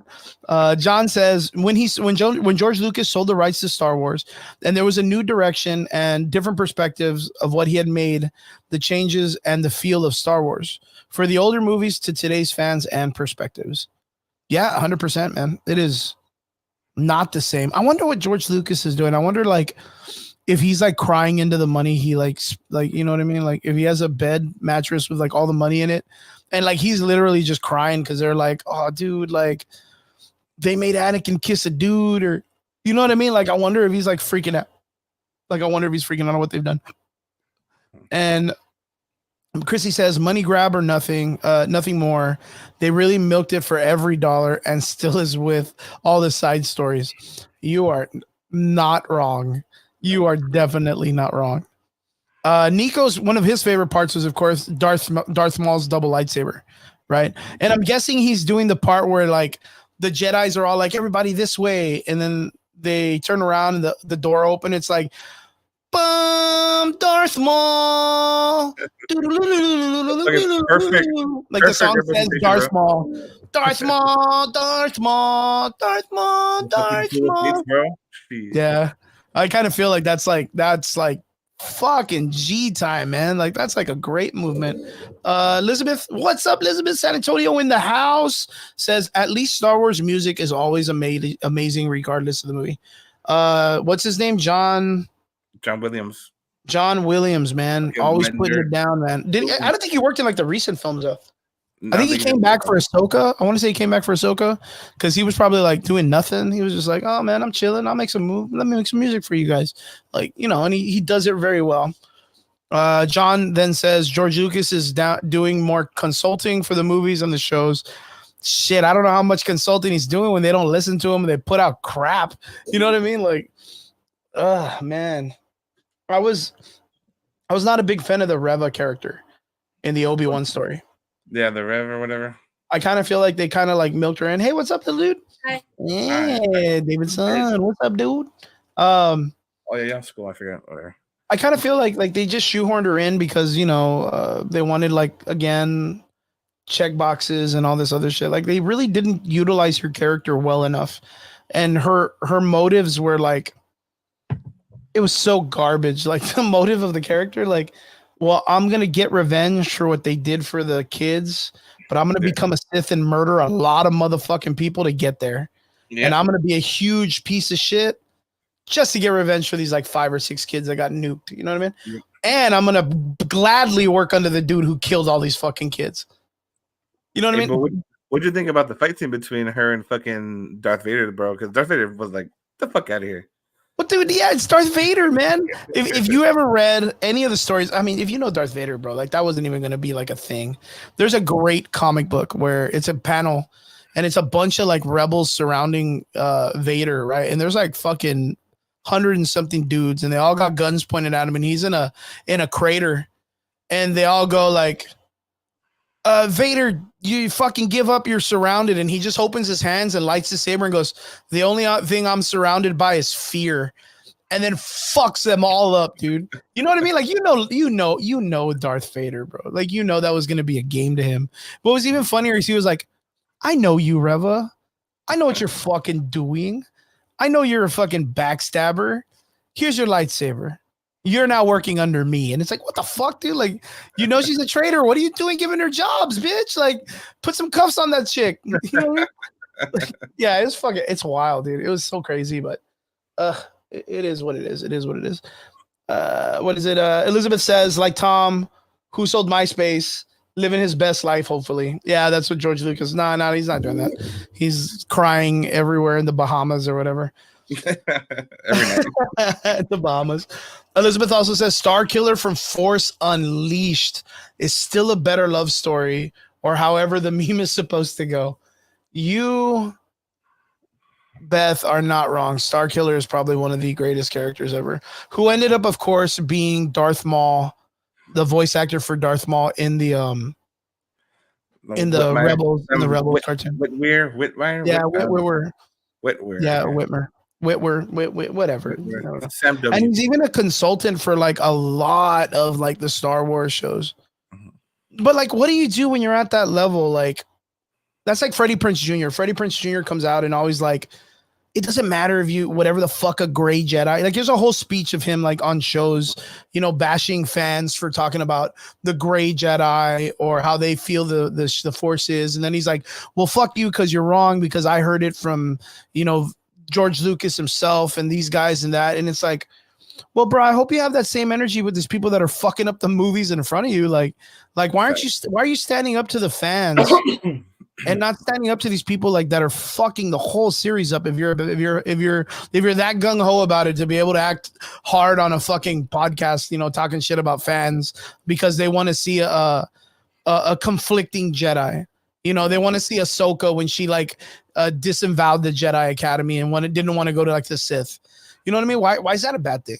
You know what I mean? Like, but here's Freddie Prinze Jr. Like, oh, fuck your theories and all this shit. Man, dude, get out of here, bro. I don't know. I'm a huge fan of Rebels. Like I said, I think Sam Whitmer. I don't know how to say this. I have a stuttering problem, so if that name like fucks me up all the time. His rendition of Darth Maul was fantastic. It's poetic. It's Shakespearean, dude. The last scene that they have together in the cartoon is like, my God, dude. That's like the last time we got solid writing in Star Wars. Like, it's amazing. If you guys ever get a chance, like Star Wars Rebels, the ending, man, dude, it's so good. It's so good. Okay, so we talked about historical moments. Oh, I didn't have a historical moment, did I? No, you didn't talk about it, bro. What is it? My historical moment is how fast Boba Fett got dropped in that Sarlacc pit. Like, yeah, because he was like, you know, walking with his arms crossed and like laying his gun on his arm, being like a G. And then all of a sudden, like by accident, you know, fucking Luke hits his fucking jetpack, fucking flips him, and he lands in the Sarlacc pit. And at that moment, I shit you not, from that moment in that movie, I never understood why people are like, nah, dude, Boba Fett's a G, bro. Like, he's a fucking awesome character. It's like, bro, he had like 10 seconds on scene. What are you talking about? Like, the only thing he did was he got Han Solo's body, and then he's standing next to what's his name, Jabba the Hutt, and then the next scene he's fucking getting played by accident, you know, fucking dropping his gun and fucking real like klutz and shit. Yeah. What I wanted for them to do was bring Boba Fett back like the way they did in the series, but make him like an accidental like spy, like a dude that like he gets hired, but he's really klutzy, and then like he like trips and like his lightsaber hits the ground and it shoots the guy he needs to kill, kind of stuff. I always wanted that to happen. How's Rim Job? Hey, what's up, dude? It's going really good, actually, man. The Red Room is going really well. A lot of jobs, a lot of rim jobs going on, man. A lot of basketball playing. People jumping on like, what the fuck? Yeah, what the fuck are rim jobs? Jesus Christ. The rim job is a guy who cleans basketball hoops. Come on, guys, we know this. Mine out of the gutter. We're talking about Star Wars right now, man. So welcome to the show. Yeah, I always wanted Boba Fett to be this, like, you know, he drops his gun, it hits the floor, shoots the guy the bounty he needs, and then like it's like the want, like, you know, he always like makes mistakes, but he always gets the job done by accident. Fucking Jar Jar Jr. Yeah, I very much wanted that because I never understood, like, even to this day, like, I don't know why he got his own show. Like, he wasn't like a badass during that time. Like, he had, I guess, like an okay run, like, I guess, like with comic books. But even in the comic books, they did this thing to his character, which was just so stupid. He ends up getting amnesia out of the Sarlacc pit, gets out, and then becomes best friends with Han Solo, and they do missions together. And then later on, he's in this ship. I think he's in the Slave One, and it's being, like, either eaten by that giant space worm that's on the asteroid. And Han Solo's like, Boba, we need to go. Let's go, brother, or whatever this fuck. And then he gets his head hit, and he's in the hatch. And then all of a sudden, he's like, Han Solo, I'm here to capture you. And then Han just closes the fucking thing on it, and he gets eaten, like, again. And you're like, dude, why, man, dude, you guys did Boba so bad, dude. So bad. So bad. So I never knew why he was getting his own show. Like, The Mandalorian was already, like, great. Like, why bring Boba Fett when you already have the Mandalorian? I think it was just I don't say cash grab, bro, but I think it tied in well when it was like Mando, Boba, and fucking Bo-Katan and shit. You know what I mean? Mm-hmm. When they were all teaming up and shit. I think it was just a good moment and everything. Mm-hmm. But that was on the Mandalorian, that I wasn't on fucking Boba. So So okay, so going back, so now that we know my favorite part in Star Wars history, which is a silly part, um, what about your cons for Star Wars? What have been like your most like, man, this really sucked. Like in Finn. the Star Wars, not right now. I don't want to be like with how the Acolyte may make you feel. Like I'm talking about like the bad choices they've made like throughout the entire like process of Star Wars. Man, I run out of fingers and toes, man. Bro, I didn't like Finn's character, bro. I'm telling you. Finn, yeah, they Like really I do. thought he was fucking stupid as fuck. Not even the good kind of stupid. But like that's crazy because like yeah, I know exactly what you're talking about. But like they had so much potential for his character. And it Like just originally he was supposed to be like the first of like the Jedi trainees, right? He gets the lightsaber. We even saw. I don't know if you ever got to see that. I'm gonna sit back and chill. Um, the reaction, the live reaction to the actor watching him the first time he gets to see himself like pull up the lightsaber, Mhm. and just the sheer joy of watching him do that. You knew that guy knew what was up. Yeah. And then I just want to know what it was like the first time he read the second part of the script, and it was like, nah, man, that's just a little taste. Like you're never gonna be a Jedi. You know Ever what I again. mean? Yeah. Dude, that I think that's what fuck. it was, bro. I think they wanted to invest in him, but I think just with politics and shit, they were like, no. Like, I really think it was because of the investment from China. I Because mean, China, like the thing about it is, like if you even go back and watch what they did with the posters, mhm, China, I don't know what it is, but they're very not supportive of like the black community when it comes to like entertainment in their region and stuff like that. So when they had the Star Wars poster, of course, in the United States and in different parts of the world, you know, Finn was front and center. And then when they took it to China, they literally like almost deleted him off of the poster. They damn. literally took him almost completely off the poster, which is like, damn, dude, like and Disney out here trying to be the fucking freedom fighter it is, but it's racist as fuck. Mhm. It's not standing up for its own people. Like, I don't know. They did it to the Black Panther film too. They did a lot of stuff with the Black Panther film, but yeah, that's like a huge, like, damn, dude, like it's a Finn, big bro. black Like, mark on them, man. It's a big red flag for Disney, dude.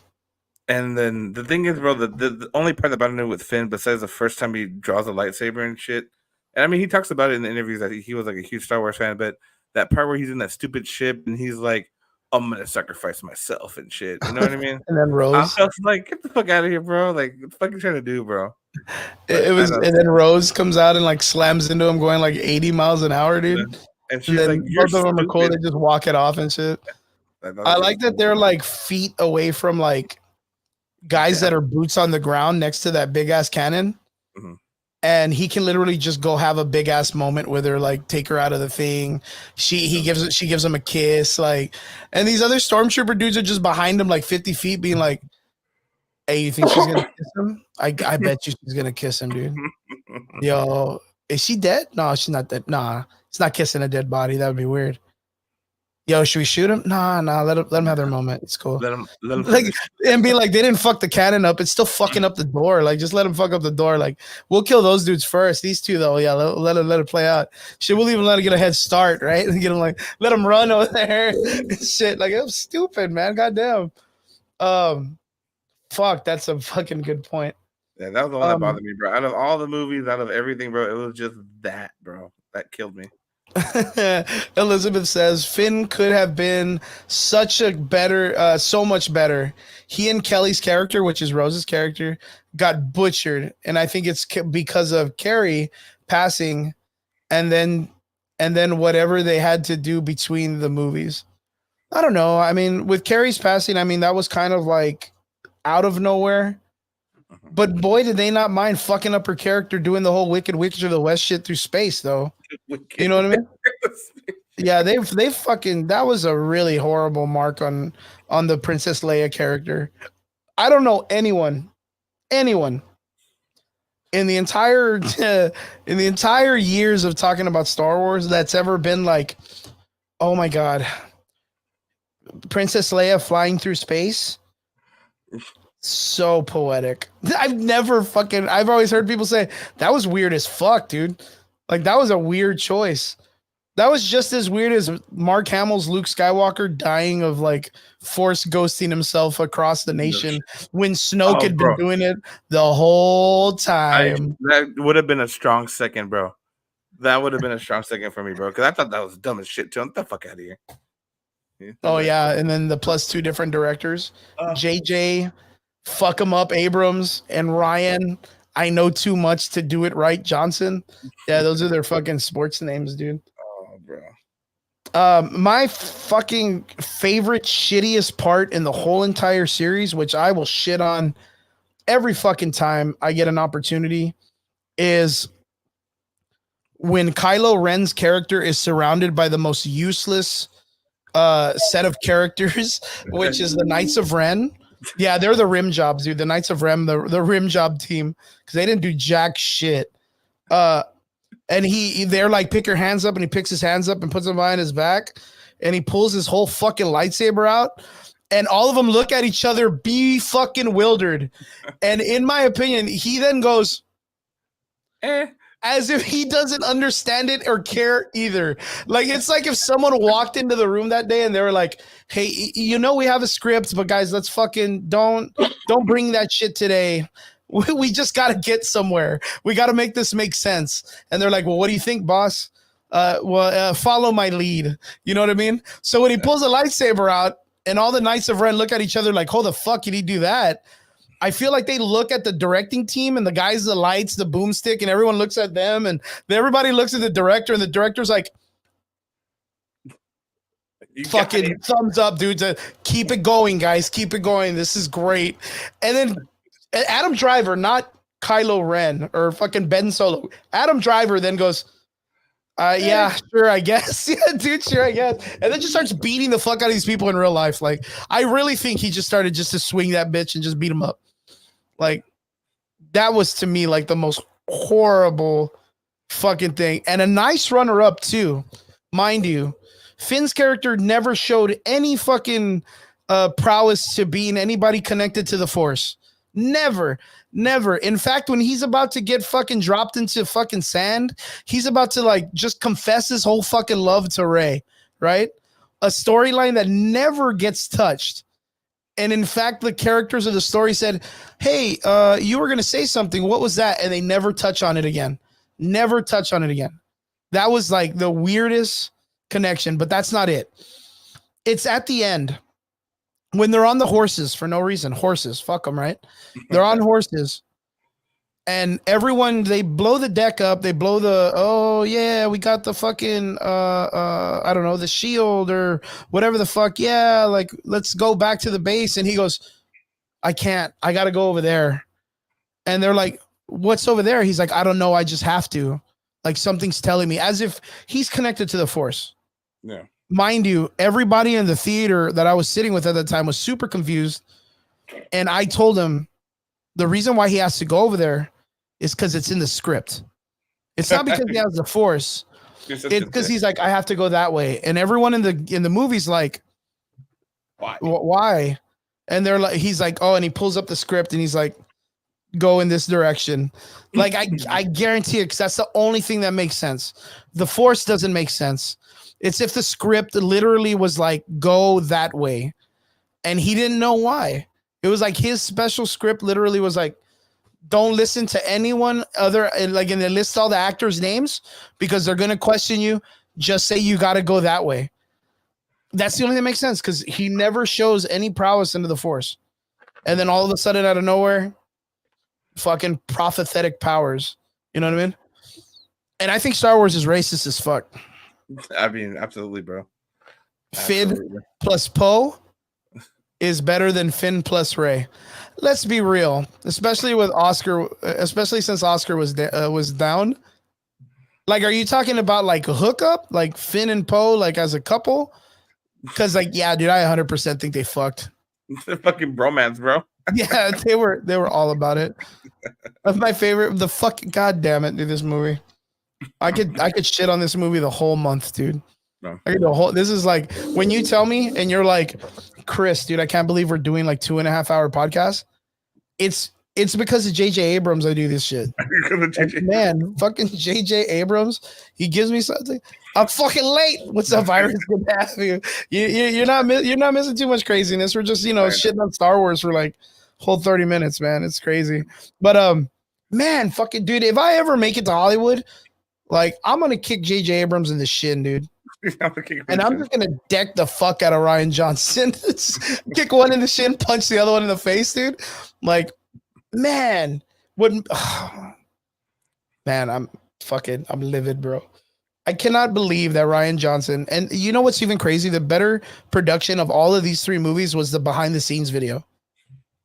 The behind the scenes videos for the documentary that they do the film is so much better than the film. Because they explain so much reasons why they do so many weird things. Like the blue milk. Your favorite thing when you were like, have you had it? It tastes like fuck that. It came out of something shitty. It came out of something shitty. I gotta drink that shit. That's gross. That's gross. That's fucking gross.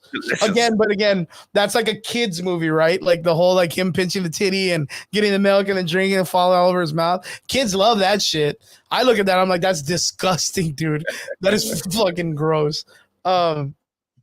So they actually filmed that scene on that island, and there's no way to get on that island. You have to take a helicopter to get there, or a boat. I think there's like a little a little pavilion that you can kind of get in, but don't knock the titty juice. It's fucking vanilla flavor, dude. That's so gross. That's so good. It's so disgusting, man. You have to either fly, or get on a boat to like dock or whatever, but it's usually by helicopter. So Ryan Johnson, the genius he is like, yo, I'm gonna spend a huge amount of budget on this giant Jim Henson fucking titty dispensing milk machine that looks like a fucking, that's a real fucking giant like animatronic that gives you titty milk. Mm-hmm. And everything else on that fucking island is CG except that thing. Like you could have just CG'd the fucking titty guy. But he was like, so there's like a whole part of this fucking stupid. I can't believe we're going about the blue milk, bro. There's a whole part of the documentary about like them like helicopter lifting the titty animatronic like onto the island. It's the weirdest thing, man. Like, can you imagine someone being like, the whole day, dude, we're trying to get this fucking like this animal character on this like super crazy like resort island that only billionaires can sleep on, but like, oh man, this fucking animal's gonna be there. Oh, it's so crazy on the things that Ryan Johnson, right? Ryan Johnson? Yeah. Like that he focused on. You know what I mean? Instead of just making a coherent fucking story. Like deep in the game, second to the last film. And he's like, you know, it'd be really crazy if I put some crazy ass story that doesn't make sense. You know, let me put this like weird underground dark side fucking monster, like a mirror that Rey can see like a million versions of herself. That's like reaching out to her, wants her to come and then doesn't tell her nothing. You know what I mean? And then let's go ahead and connect Kylo Ren and Rey in the middle of nothing. You know what I mean? Like, oh, dude, that fucking story. Even the concept. Okay.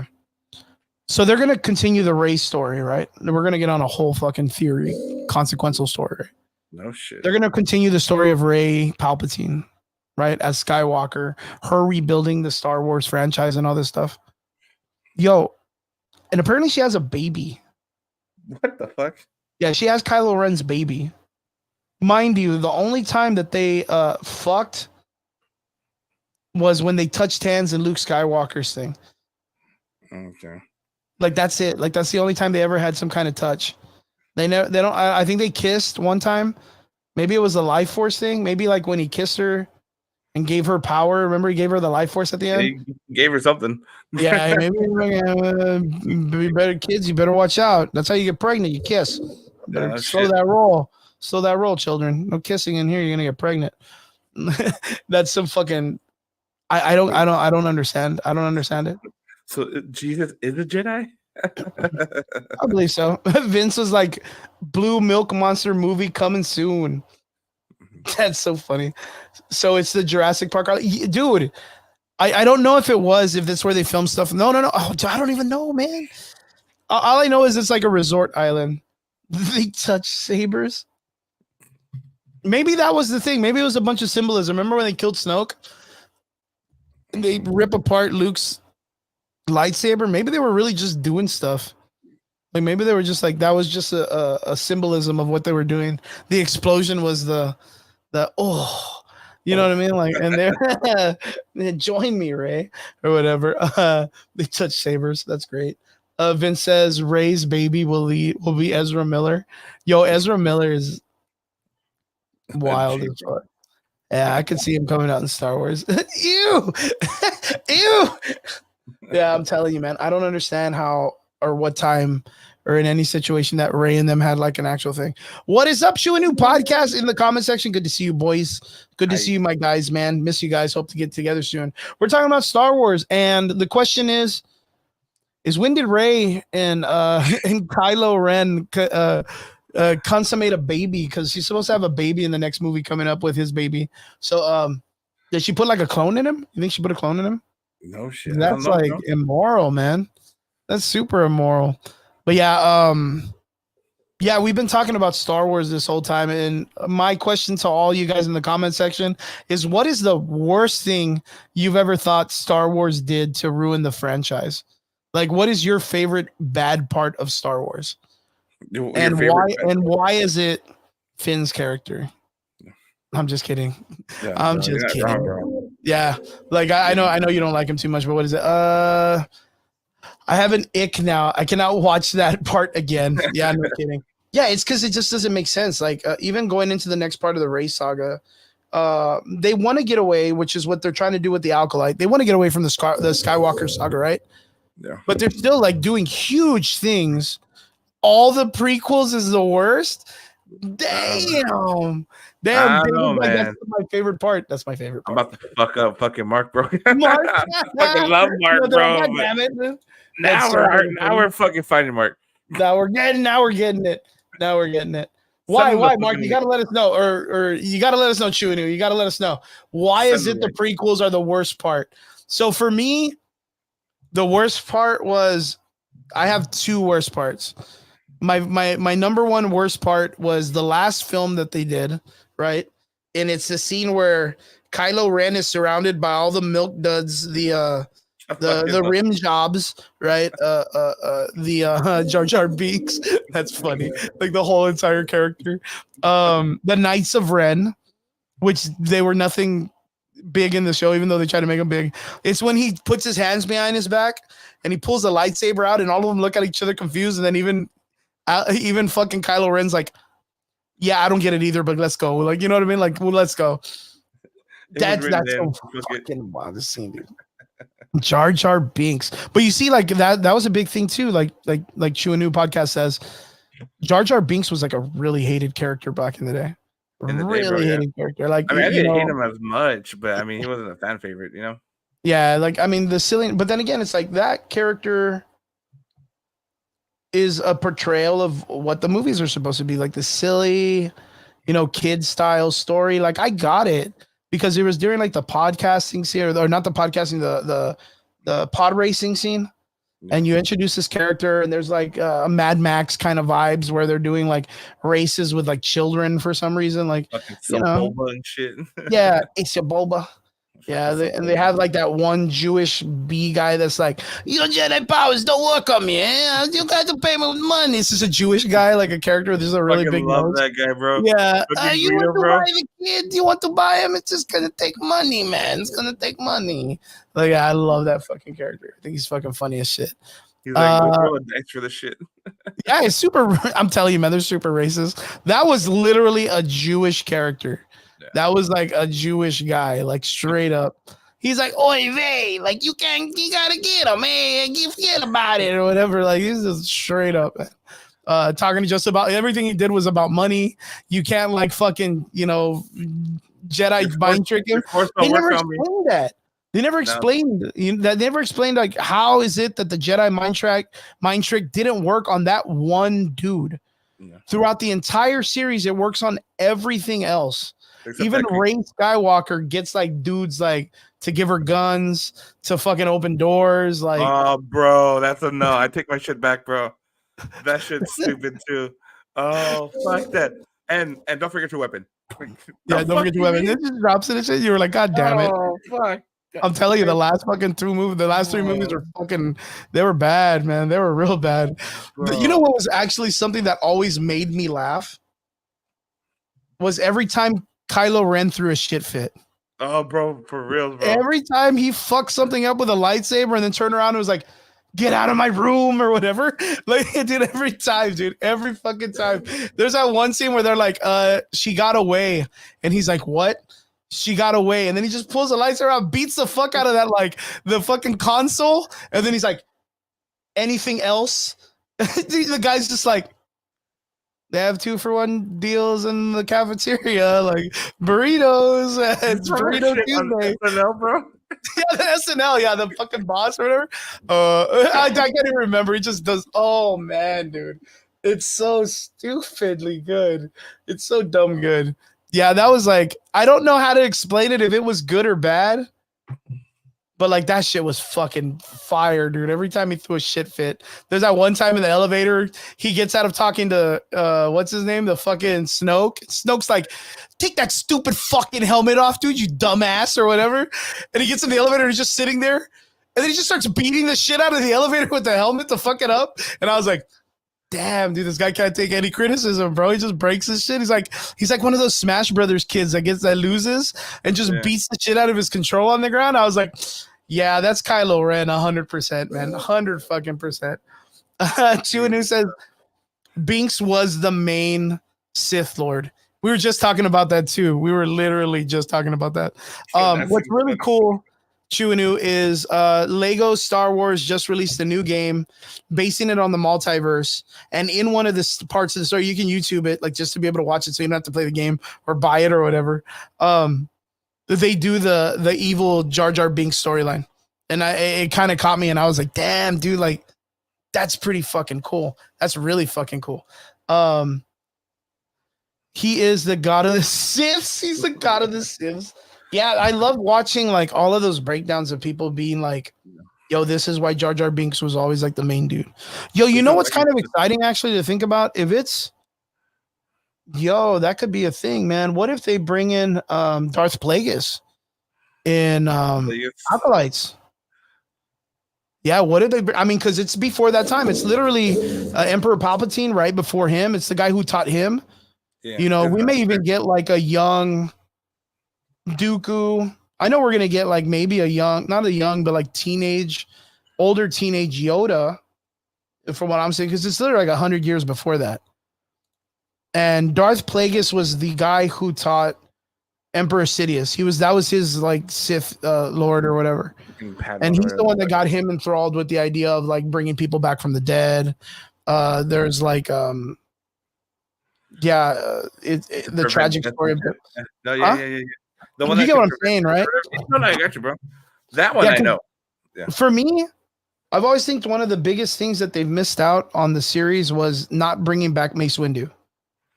True. I think Mace Windu's character getting thrown out of like a building, or like there was a lot of stuff in the prequels that established Jedis to almost have like superpowers. Yeah. You know what I mean? They had like that speed run that they did that they never initiated back like in any of the movies. Yeah. There was Anakin who jumped out of a vehicle in Coruscant and like fell, like I'm talking like he fucking fell. Yeah. And he landed on another car and was just cool about it. You know what I mean? So for Mace Windu to fall, like maybe I mean, it doesn't really show the depth of how far down Coruscant goes or whatever the city that they're in. So maybe he like just fucking, maybe he just like fucking fell, you know what I mean? Into the abyss, like for hours, like low key, like I've been falling for 30 minutes. You know what I mean? Maybe like one of those kind of moments. But I always thought it was really sad that they never brought his character back. I thought 100% they could use him still. Like to me in The Mandalorian, when they were like, Ahsoka does not want to teach Grogu, and he uses that little temple to reach out into the universe and like, we found a Jedi and they were going to bring him out. I thought it was real chaff that they brought out Luke Skywalker. 100% I thought it was chaff. And the reason why is because if Grogu goes with Luke Skywalker, the story is going to be that Luke establishes a Jedi Academy, and then the last 3 movies came out, and we all know what fucking poo-poo head Kylo Ren does, right? Throws a shit fit, kills all the kids. Yeah. So unless he fucking school shootered and told Grogu not to come to school that day, like Grogu got that fucking smoke too. Yeah. You know what I mean? That kind of sucks because I mean I like Grogu as a character. I like the idea of him becoming like the Mandalorian kind of thing. You know what I mean? Like the little Mandalorian Yoda character. I think that's pretty cool. I don't want to think that he ended up getting his fucking shit pushed in by Kylo Ren in the Academy. A fucking Mando with a fucking Jedi wielding, bro. Yeah, dude, and him being like 2 feet tall, real cute in a little costume. Like I'm about it. I'm 100% about it. I don't want it to be where it ends up being that shit where you just get smoked. You know what I mean? What if Finn was Mace Windu's son? Okay, so going back to the idea that Star Wars is extremely fucking racist, and I keep telling people this, extremely fucking racist. Finn originally was Finn. What's not Windu, but Calrissian. It was Finn Calrissian. Yeah, in a video. Lando Calrissian. The only other black character in the story. In a whole universe in a galaxy far, far away. One guy that happened to be a random stormtrooper that quit the job like on the spot because work was rough, ends up being the only black character son that's like a fucking dude in the main part of the story. Yeah. It's pretty racist, dude. And if he was Mace Windu's son, I wouldn't understand because that means like his like juices would have to have been like saved because fucking like super young years later after Mace Windu dies. This is fucking old Luke Skywalker. We're talking about like fucking 40 years later. Has like a 12 or 13-year-old son or whatever. That would be nuts, bro. He had him like he's that much of a pimp Jedi that he's just like having Force Ghost babies and shit. You know what I mean? But yeah, he ended up. It was supposed to be Lando's son. And it came out like in a Legos picture that got released. And then a la verga frozen juices. That's funny. It came out in a picture that Lego was releasing it. And it said like the introduction before the movie came out, it said Finn Calrissian. And everyone was like, whoa. And then they deleted that, took it off the internet, smoked that shit. And then Star Wars, Lucasfilms came out and was like, not going to happen. Not going to happen. But only to find out later on that the girl at the ending of the last movie, that is a stormtrooper that was surviving, was supposed to be Lando Calrissian's daughter. Like, it's like, Star Wars, stop, you're racist this showing. There's got to be a number of a black community in Star Wars because that's just how races work. You know what I mean? They just happen to have 1 million people in universes. But Star Wars is like, yo, in a galaxy of like that's what I hated about Star Wars is they always made the galaxy so fucking small. Every time you go to you just run around it. They're like Thor, Love and Thunder, that one planet. Fuck, dude, Love and Thunder, bro. Star Wars feels like they land somewhere, they get the job done. They like it's like they did it in Ahsoka with Ray Stevenson's character when they were like, we don't know where he is. Like he could be anywhere in the galaxy. And they're like, oh, look at that planet. It's got a light coming out of it. And they're like, well, let's land there. Maybe he's on that one. And then they land and he's like 4 feet away from where they're at or whatever. And they're like, go out in the bushes or whatever and just surprise them like the Viet Congs or whatever. Like, it's just really weird, bro. It's just really fucking weird. But yeah, man. Fucking Star Wars is just, it blows my fucking mind, bro. Yeah, Mace Windu is always such a missed opportunity. I always wanted them to do something with Mace Windu. What's something that you wish that Star Wars would have done before it kind of failed and before it jumps to the accolade? Thor: Love and Thunder was the best MCU movies. Our fucking comment section's on fire today, bro. Right, bro? They're fucking lit, bro. They're on fire. But what I want to see from Star Wars, bro, is I want to see the beginning of another saga with just more of a win, bro. You know what I mean? Like, exit the Skywalker series. I mean, you can still refer to it, right? It's not going to go anywhere.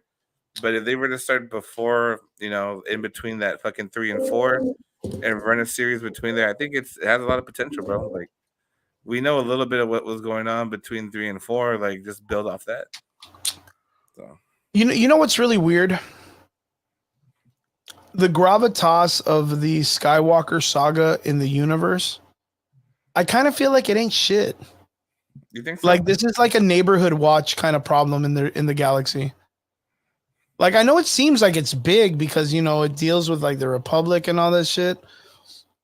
But all those people on that casino planet that have all the money and shit that are like all the hit big rigs seem to not really give a fuck of anything else other than just partying. Yeah, but it was also political, bro. Because remember, they built the fucking what's that shit called? The fucking Death Star and shit.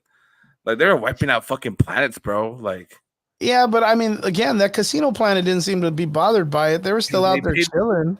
they paid the right people, but the money had to come from somewhere. But like, it Yeah. makes you kind of wonder, right? Like breaking it down, the way that those people were handling life in the galaxy far, far away, knowing that there is a spaceship driving around the hood, anywhere in their hood, that could blow up an entire fucking planet. Like that's not like a small feat, you know what I mean? That's kind of like world changing, you know what I mean? Like imagine right now someone says, "Oh, we have a bomb that can blow up the entire United States." I mean, And it's just somewhere out there like in a dude's living room. Uh-huh. You're going to be like, "Fuck that dude." Like no one feels safe. Cuz that's a lot of distance that bomb's covering. So to know that there's like a really off-centered teenage kid that likes to beat the shit out of consoles when he's like offended a little bit, and he's out there and he's got the biggest fucking squirt gun on the planet, you would think everyone was kind of like on a little bit of like high pressure work. You know what I mean? Yeah, Even when Emperor Palpatine came back and brought back all those fucking like spaceships, I bet you that little short dude was still popping money into the jackpot machine. You know what I mean? Burping us. I guarantee that motherfucker gave zero shits, dude. Zero shits about Palpatine or Kylo Ren or about anything the Empire was doing. They're just like, yo, that's like the Crips and the Bloods, bro. Like they're out there. We're over here living in the good neighborhood, the suburbs. Let the Crips and the Bloods do whatever they want. That was the Jedis and the shit, dude. What's that shit called though? But you remember though in Mando where they're in that fucking Coral Reefs planet or whatever, and the fucking it's that Imperial thing, and they're like, "Oh fuck, it's an Imperial starship," and they're like, "No, those are the Mandalorians." But there's a moment, yeah. But there's a moment where they're like, like, "Fuck, is it back?" But then they see like the fucking clan sign.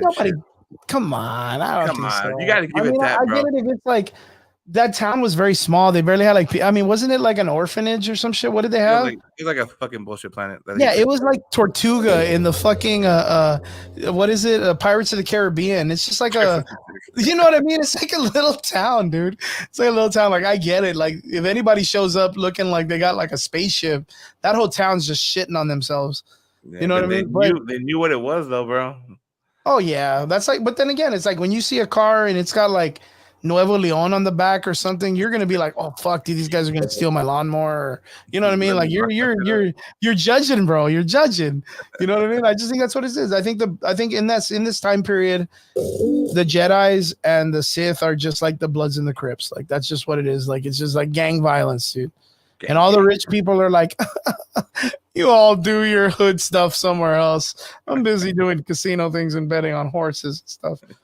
I mean, even do you remember that Benicio del Toro, one of the greatest actors of our times, comes out on that movie and he's like a code breaker, con man. He's just hanging out in this casino place and he's like, remember he's all like stuttering and shit, and he's like, those aren't the real villains or whatever. And then he shows him the little thing that all of these people that are like that own all this rich stuff are selling to both sides, and like there's a whole other story going on. Yeah. I hated the fact that the movies didn't really bring that out. I hated the fact that you never got like the crazy like. You get just some rich asshole that comes in and he's like, Kylo Ren's like, "Oh, I'm a Sith," and he's like, "Fuck out of here!" Like, I happen to have this amulet that makes you a princess or whatever, and then he's just in a tutu or whatever. Like, you know what I mean? Like, they had to have like some real fucking crazy rich person that like has like kingpin, but that would be like the what is it? The Jabba family. Yeah, like the Jabba family was super huge when it came to like underground crime scene, you know what I mean? Like they owned Anakin Skywalker's family. You know what I mean? So like they never, man, dude, it's so weird that they never touched base on that. That was such a good storyline too. Such a great storyline too. They dabbled in it in fucking Mando or Boba, whatever the fuck. Boba Fett, yeah, Boba Fett. They kind of did it. They made Boba like this random dude, yeah. Like a minute, bro. One fucking minute. They're like, oh, we're the sisters, and you owe us fucking money. Fuck out of here. Like, Yeah, man. Boba Fett comes in and goes, and then he's like, "All right, yeah, it's your area. Go ahead, take it. Yeah, here you go. exactly. Yeah, deal with it. There's no water here. I don't know what they say. They say some stupid shit. That's some stupid shit. Man. But yeah, it's just like just missed marks. So how do you feel with them releasing the Acolytes and all that stuff and the early reviews and stuff? Are you excited for this show? Is it something you really want to see? Is it something that you're really a part of? Bro, I think I mean, and I'm going in with high hopes, bro, which really sucks because the only thing I hate about this podcast, bro, is the shit saves. You know what I mean? Like people go True. back on what we say, bro, but It's good. It's good. I mean, if we end up, the thing is if we end up saying something and it's wrong, great. That means they finally did something good. That's what I always say. Like I always tell people, like, dude, like when the Marvels came out, and I was like, no, fuck this show. It's gonna be dumb. If it was good, I'd have bit my tongue and I would have been like, hey guys, you know what? I was wrong. But you know what, motherfuckers? I was right. Sucked.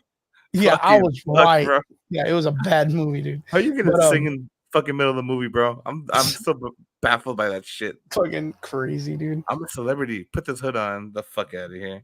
Chingo, dude. Yeah, so like, do you feel like it's something that you're gonna be excited for? Do you feel like it's something you're gonna kind of like jump into? Is it something that got your attention? I'm gonna 100%, bro. I mean, obviously, with my I'll be starting a retail job soon, but definitely in between the dead time, bro. I'm gonna watch it. I'm gonna enjoy it, bro, because I'm a Star Wars fan. I want it to work. If it's a good IP, I'll be happy. If it adds to the story, even better. I really, really, and again, I'm gonna sound real shitty, bro. I really hope it takes a dark side to it, like a dark tone. But has a little bit of light to it. This fucking motherfucker. He did that shit. I was right. Bro. I was right. Yeah, I've been messing with the Zoom. I was right. Yeah, I kind of feel like I'm in the same boat. Like I feel like I'm gonna jump in. I mean, Trinity's in it, dude. Like, you know what I mean? Like, and we get to see Carrie-Anne Moss like doing some fucking jumps, flips, all that shit. I kind of hope like she says something that gives some type of like acknowledgement to the Matrix. That would make me like razzle dazzle, baby. Like I'll be so fucking hype. What do you mean they're the one? Ooh, yeah, she said it. She said it. Yeah, she'd be like, "Do you think there's a one?" Or like, I think because I heard it deals with twins. The movie or the Acolyte show deals with like two twins. Oh, that would make sense. Yeah, because it's like I think like they said something about the villain being a twin of another character. So like I think they're gonna have like this Scooby-Doo moment where everybody like, you're the villain. I swear to God, I saw you murder this fucking puppy or whatever. And no, it wasn't me or whatever. And then later on, haha, bitch, like I'm your twin evil sister. Oh no, like you know what I mean? Like, oh no. You know what I mean? I kind of feel like it's gonna be some weird shit like that. But I don't know if that gives like if it was like a stolen idea, because I do remember there was like a video game, and I want to say it was probably Knights of the Old Republic 2 or whatever, that dealt with two twin brothers. And there's like this whole beautiful cinematic, dude. If you watch it, like, holy shit, dude. Like that is fantastic. Yeah. I wonder if it's going to kind of correlate to that. I hope they don't, because that's like, to me, that's untouchable. Like that cinematic was beautiful, dude. But if they do it right. Oh man, do they ever do anything right? That's not the point, but if they did. I mean, if they did, though, that would be great. I mean, maybe they learned their lesson. Do they ever? They're gonna do it, but with females. Just fucking watch, bro. Females. Strong women lead. I'm sorry. I'll stop. I'll stop fucking with this. Yeah, I kind of feel like, you know, they have an opportunity. It's kind of like a fresh new thing, whole new timeline. A lot of people in the reviews are saying like, hey, if you haven't been happy with Star Wars, it's a great opportunity to jump into it now. Like, so it kind of gives you some hype. The martial arts isn't a bad thing. I know I have some people say like it's not Star Warsy if it's too much, but I do remember the hype of when I was younger, when it started from the original movies to the prequels, when they started flipping and doing lightsabers and Ray Parks. And I remember the dynamic of change, that it was like people were like, motherfucker, I want to learn kung fu and shit. So, you know, a whole new generation of people learning some type of martial arts. I don't think that's wrong. I'm a martial arts instructor, so any opportunity I get for people to think what I do is cool is fantastic.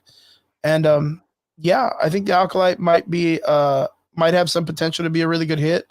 I think if it just doesn't take its shit serious, like the Outside, you know, thing, I just really think like in the dynamic of things, I know people out there are dying on this whole like, oh, X-Men 97, best thing since sliced bread and all this shit. But it's like, it's not hard to get something right when the platform is given to you like fucking verbatim in your hand. You just got to follow the fucking source material. I don't know how hard it is when it's just when there's years of material to go off of, right? It's so weird to hear people be like, yo, X-Men 97, dog, like greatest thing. And it's like, wow, well, yeah, Okay. the X-Men comic books are fantastic. Why would it be bad? Like, why? The only reason why it would be bad if some motherfucker came up and was like, I know more than these people, which has been the problem with Disney for years. What's it called? Right? I'm gonna pivot you, bro, because I saw this really awesome interview with, and I think I told you earlier about Ryan Reynolds, the director, and Hugh Jackman about Deadpool, bro. Yeah. And they had strong references to the fucking original source, bro, to the fucking Yeah. comic. Yeah. And you could just tell, bro, like the way that they were talking about it, because they don't want to give out too much, right? Mhm. But you can tell they respected the source material. Fuck yeah, dude. Ryan Reynolds has always been that way. He knows what's up. Yeah, fuck yeah. He Bro. I don't want literally- to pivot from Star Wars, bro, but like the way that conversation went, I don't know if you've seen the interview. I'll send it to you, bro, but it was really fucking good, bro. It's like 6-8 minutes or whatever. But you can tell, bro, like they're like, no, we stuck to this, we kept it simple. Like it's just they were talking good about the movie, bro. And look at the projection that the movie's already saying. It's gonna be like the highest grossing rated R movie in history. Yeah. And it hasn't even been out yet. Like it's not even out yet. And it's already fucking bypassing everything that's ever been a rated R film. Why? Because these dudes stick to the source material. They don't deviate. They're not trying to add in, weird shit that like a lot of people aren't like, about or whatever. Like they're just sticking to the guns, dude. That's just what it is. And I'm excited to see what they're going to do with that. Star Wars needs to take a fucking page out of this. You know what I mean? They literally, every motherfucker needs to take a page out of this. All this, dude, what's fucking, dude, can you imagine what it's like to be the director of the Marvels and Thor, Love and Thunder and all that shit? And then you see Ryan Reynolds, a guy who's not even a director, come in with the IP that he fucking saved himself. You know what I mean? And was wrecking shop without Marvel money, mind you, without Marvel movie, was tearing shit up on his own. And Disney picks him up and says, yo, do it for us now. Yeah. And he just says, cool, like take the reins off of me. Like if you give me full range, I'll give you what the people, I'm going to make you money. I'm going to make you money. Can you imagine what it's like being the Marvel's director and being like, oh my God, dude, I'm going to make these characters so amazing. And they're going to come in and it's going to be so cool. And then fucking fails. And then around the same time, they bring in Ryan Reynolds, who is just, pulling. I mean, dude, imagine what it's like to be able to be Ryan Reynolds pulling Hugh Jackman out of like complete retirement of a character. Come back and do this. And remember, Hugh Jackman said, I wouldn't come back unless I could work with the Avengers. Yeah. Right? Unless I could work with the Avengers, because he knew that would be a good money move. Yep. This isn't even the Avengers yet. Not yet. No, because I guarantee he's going to sign a multi-movie contract. At least 3, bro. 3, bro, minimum. They always do a 3 minimum. 3 movie. And they're going to run it, man. They're going to run it. It's going to be so good. You watch, dude. David, okay, so we're going to come to an end. Alkalite, do or don't? What do you think? Bro, you do, bro. Do it all the way. Hardcore do. You guys heard it here first. David says go out there, make sure you watch the Alkalites. I'm going to say it to you guys. You make sure you watch the Alkalite. It's going to drop. Let me get you a date real quick. Alcohol. June 3rd, June 4th. June 3rd, June 4th, June 8th. All of them, all the Junes. Yeah, you guys make sure you go watch it. We're going to be watching it. We're going to be tearing ass here on the show. We're going to make sure we're not going to let it fucking slide. If we feel any iota of fuck up, we're going to call it out. It's just what we do. And if it's good, we're going to give it its praise. I really hope it's good. Star Wars is, of course, cherished by all of us. And we hope that they do it right and they do us right by the fans and all that good stuff. So, yeah, make sure you guys check it out. June 3rd, 4th. June, we'll just say June, early June. June-ish. June. You'll know, because Biggie's gonna post it. Yeah, Biggie's gonna post when he sees it, and then tell you, "Oh my God, amazing!" That's what he's gonna put in his ass. Greatest thing ever. Sliced bread. David, where can we find you? Let us know what's up. Thank you for having me on, guys. Normally I got the podcast every Friday night, 8 p.m. Adam's Collections, guys. We got some events not in the works, and I don't have anything booked for the next 2 weeks. If you stayed on this long, you guys deserve to hear it first. Tomorrow, sometime tomorrow, I'll be signing a job offer for a retail job. So I'm going back into the job area just to go in, health insurance, bills, stuff like that. The good stuff. I haven't. How do you say it? I haven't pulled from the location. I've invested a lot, bro. Like me and Ashley were talking, bro, like business cards, t-shirts. I've invested a lot in this address. So I'm gonna fucking own this address, bro. I don't give a fuck. Yeah, did you got to? But like, I'm gonna own this bitch at least for another 3 months until we move on to a bigger location. But make sure you guys check us out. June 4th, by the way. June 4th, Alkalite. Shout out to Iris. Dude, Iris, bro, she's a hustler, bro. At fucking out there, Shinobi dude. Valley, bro. She was like, I'm tired, but fuck, I'm here. I'm like, badass.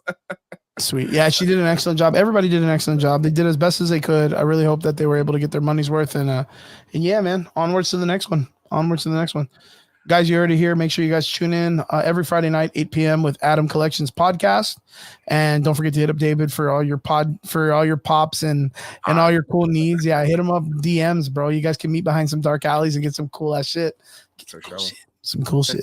Get the good stuff. And again, every Sunday night here on the Average Boys podcast. Shout out to our boy Nico, Brian, and Triggs somewhere out there in the universe. We miss you guys and we hope you guys are doing good.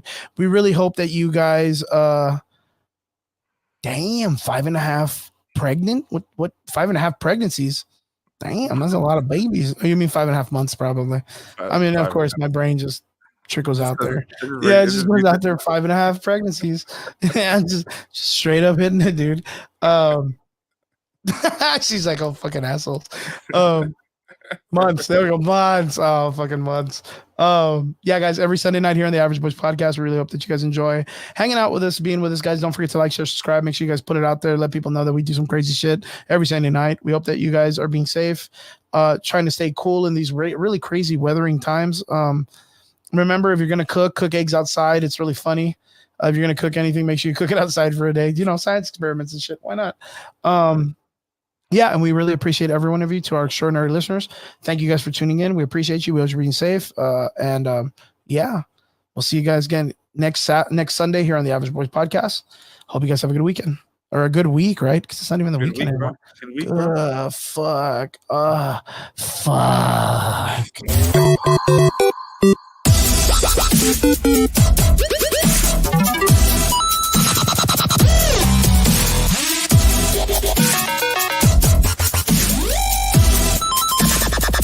Fuck.